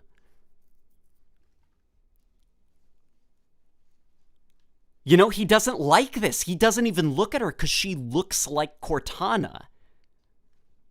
Again, that strong storytelling. No words are being spoken about this, but you can just read their body language and know exactly how they're feeling. And the AI, she keeps looking at Chief to try to connect with him, and he keeps rejecting those human advancements, those possibilities at connection. And just keeps looking away from her. I'm going to go look at this corner over here. I've got better things to do. You look like my dead friend. I actually sort of like the mystery they're setting up. Yeah, exactly. It's cool that instead of doing the stupid Halo 6 that none of us actually cared about, the epic finale where we take on the robot dictators, we don't care. Nobody was invested in that story. So instead, take that story and use it as a mystery to set up the events of what is essentially Halo 7. This is essentially Halo 7. We skipped over Halo 6. And everyone's like, what happened? What was Halo 6? And the characters are confused. So we've got a mystery. What happened? How Cortana died, but this weapon didn't kill Cortana. Her Guardian network seems to be taken down because the Banished are in a position of power. What's going on? We've got a mystery. Yeah, and Chief just continues to just pace awkwardly. He's such a weird man-child. He's a gorilla. He doesn't know how to confront his emotions. This is a little bit too much for him. this weapon was supposed to die, and I assume that's why Chief agreed to work with it, because like, okay, yeah, I'll do it. Like, it's gonna kill itself. It doesn't even have a name. I can deal with this fake Cortana. But the fake Cortana's still around, and she's looking around the environment. She's looking him in the eye. She's saying that she's still online and stuff. Like, she's growing as a person, and she has a different personality from Cortana. Think about Cortana's snarky quips and stuff. You know, you always take us to such nice places, I think is the quote from Halo 2. This one is a little bit more curious. She's young. She wants to experience the world. Like, you know? It's just like, it's interesting. She's a very different person from Cortana. And that right there is interesting. So they've said that they're going for a God of War type approach where it's one long continuous take. Boom, camera cut. Why did the camera cut there? So in a lot of video game trailers and stuff like that, you'll actually see this a lot, where you'll see, for the sake of E3 presentation, for preserving spoilers, they'll fudge the details of cutscenes a little bit. You know, when you play the final game, the context is a lot different. Here's my theory, guys. She says more to him. They talk about plot stuff. And right here, for the sake of the trailer, for spoiler stuff, they do a cut. You know, that's interesting that up until now, they've preserved the one long continuous shot, except for there. I suspect that they probably said some spoilery stuff, that they cut out of that for a second because it's a trailer. And everyone's complaining that she's not nude. Guys, I don't care. I just don't care that she's wearing clothes. Like, come on. We're better than this, people. That's also super cool. Look at that. Foreshadowing. This story might be a tale of basically Chief needing... So I see a lot of people talking about, I wish that they'd explore Chief's humanity. And they're like, I don't think he should get a new friend. They need to explore Chief's humanity. And what I say to that is, what's more healing after the loss of a friend than making a new friend, than starting a new friendship? I lost a pet hamster when I was a kid, who was my first pet ever, and it, like, you know, it was disastrous. Obviously, a hamster is not the equivalent of a person, but it devastated me. My first pet. I was like, I'm never getting a pet again. Never again. And I had a priest that told me, I think you should get another hamster, and I'm going to tell you why. You're not replacing your hamster. You and that hamster, you guys had a real friendship. That hamster lived a happy hamster life. What you're doing is not replacing. You're starting a new friendship. You're giving that same opportunity to a new being. And I took his advice and I got another hamster, and you know what? I loved that hamster as well. That hamster had a very different personality, and I have my own set of memories with that one. Like, what's the worst thing to happen if you're grieving the loss of someone? Being by yourself. Like, shutting down and wallowing in grief and self-pity. Like, everyone's saying, you know, Chief needs to discover his humanity. That's why he has to be miserable and sad and crying in every game. No, I disagree completely. Halo 4 was a game of losing somebody close to you, of grief, of loss, of preparing for the end. This is a game of overcoming grief, of bouncing back from it, of healing, you know? No, discovering Chief's humanity doesn't just mean Chief now has to be sad forever until the day he kills himself. No, that's not Chief discovering his humanity. This is healing after the loss of a friend, starting new friendships, not just wallowing in self-pity. So that's my opinion on this. What's more human than healing?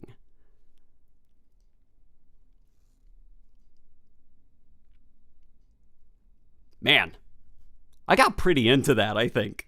I'm like, my heart is like, boom, boom, boom, boom, boom, boom, boom. But yeah, that's what makes me super excited about this, is Halo 4 is a game of tearing the Chief down And this is a game of picking up the pieces and rebuilding him. We tore Chief down in Halo 4. We analyzed him. We saw what made him tick, what his weaknesses are. And now that he's broken, it's time for the healing process to begin. It's time to reconnect. It's time to start reaching out beyond himself, making new friends.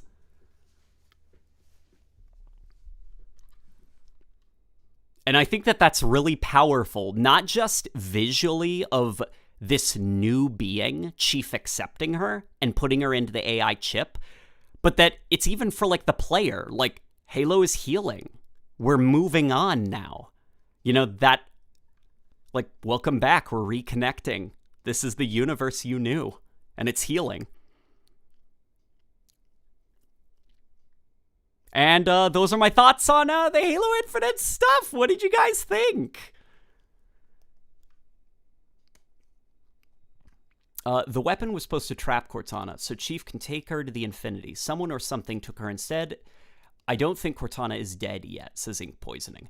I'm hoping Cortana's dead. Like, properly dead, buried, rotting in the grave, dead.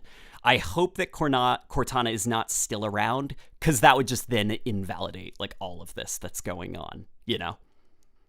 That's what I think is going on, is the death of Cortana, the potential death, is probably, like, you know, this, like, greater metaphor of, like, you know, breaking down and then building back up the Chief as a character, like, starting a new friendship. Like, Johnson died, right? Johnson's dead. Cortana's dead. Well, Chief now found this pilot character. He's got a new AI buddy. Like, whether Chief likes it or not, he's gonna have to stop being, like, a gorilla man baby in his armor who can't look people in the eyes. Like, Chief's got to start healing, you know? My grandpa passed away last year, and grief was really weird for that. I've known my grandpa my whole life. In fact, he lived in the basement here for a while. Like, we loved him, you know? He was my cartoon grandpa. He had a thick Russian accent, a big, thick beard. And when he passed away, it was very fast. It was just like, suddenly he was like, all right, and I'm dead. He woke up. He couldn't breathe really well. We called the ambulance. Now, this has happened a lot of times. In fact, he has almost died multiple times and then been fine. And so we were like, oh, great. Okay, we'll take him to the emergency room, and then we'll pick him up when he's done. That's basically the relationship we had with him. But no, this time it was for real, and he passed away really fast. And grief took me by surprise, and I became a very self-centered person after he died. It was all about me. I was sad. I didn't want to talk to anyone. I wanted to mope it, you know, by myself and stuff. I wanted to go for long walks on my own. Not even considering for a fact that, hey, maybe, like, my dad isn't doing too well, considering that was his dad. And a family member snapped at me and told me to get my head out of my ass, and that this is bigger than just me. You know, this affects everybody around me. And it got me out of that trance that I was in. And I found that, like, it hurt a lot to talk to people, to see people crying, but it was ultimately healthier for all of us. You know, we were able to overcome the grieving process by talking to each other. And we did heal. I miss him a lot, my grandpa. I do miss him, like, the kind of personality he had. You just can't replace. He was such a cartoon character. But the healing process, the grieving process went a lot better with family and friends. And so this story of Chief overcoming grief, the loss of a close friend, and learning to get his stupid monkey head out of his ass and look people in the eyes and actually reconnect and make friends, like, it's powerful. It resonates with me.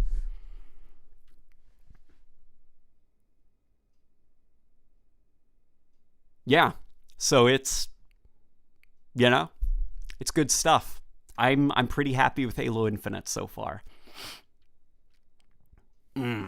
Ouch. Okay, my throat is driving me crazy. Is the second Cortana audio about death from the weapon, you think? Since she was built to be deleted? That's possible.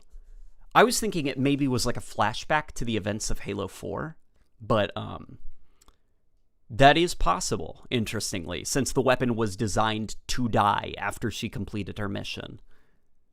But what do you guys think of some of these analyses?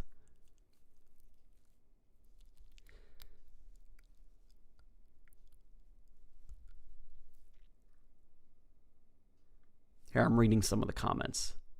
See, somebody's saying they're sad now. I think sadness is one way to look at that. I see it as incredibly optimistic because some of the best stories that we ever have is somebody starting from zero and building themselves up. Like, sadness sucks, loss sucks, but it's because you're in that pit that makes your bounce back that much more powerful. Like, sadness, being, grieving and stuff, like feeling lost and hopeless, that can be very powerful. Because if you're able to overcome that, oh man, it's like the equivalent of going on a hot walk and then getting that cold glass of water when you get home. Like, if you were just hanging out in your house and you got a cold glass of water, it's nothing. But when you are so thirsty, you can barely think, and you're just drenched in sweat, and you get that cold glass of, man, you appreciate it a lot more. Like, you got to feel sad to really feel what happiness is like,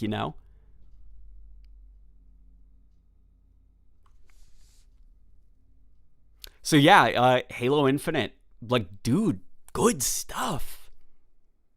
Really good stuff so far.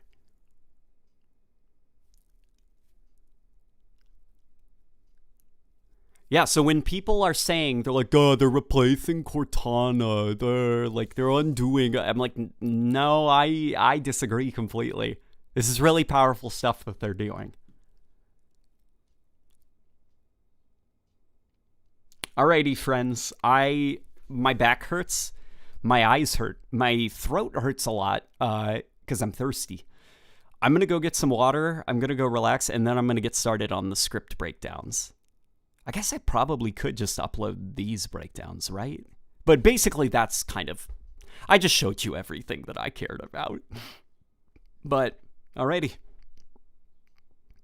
I shall let you guys go, okay? Yeah.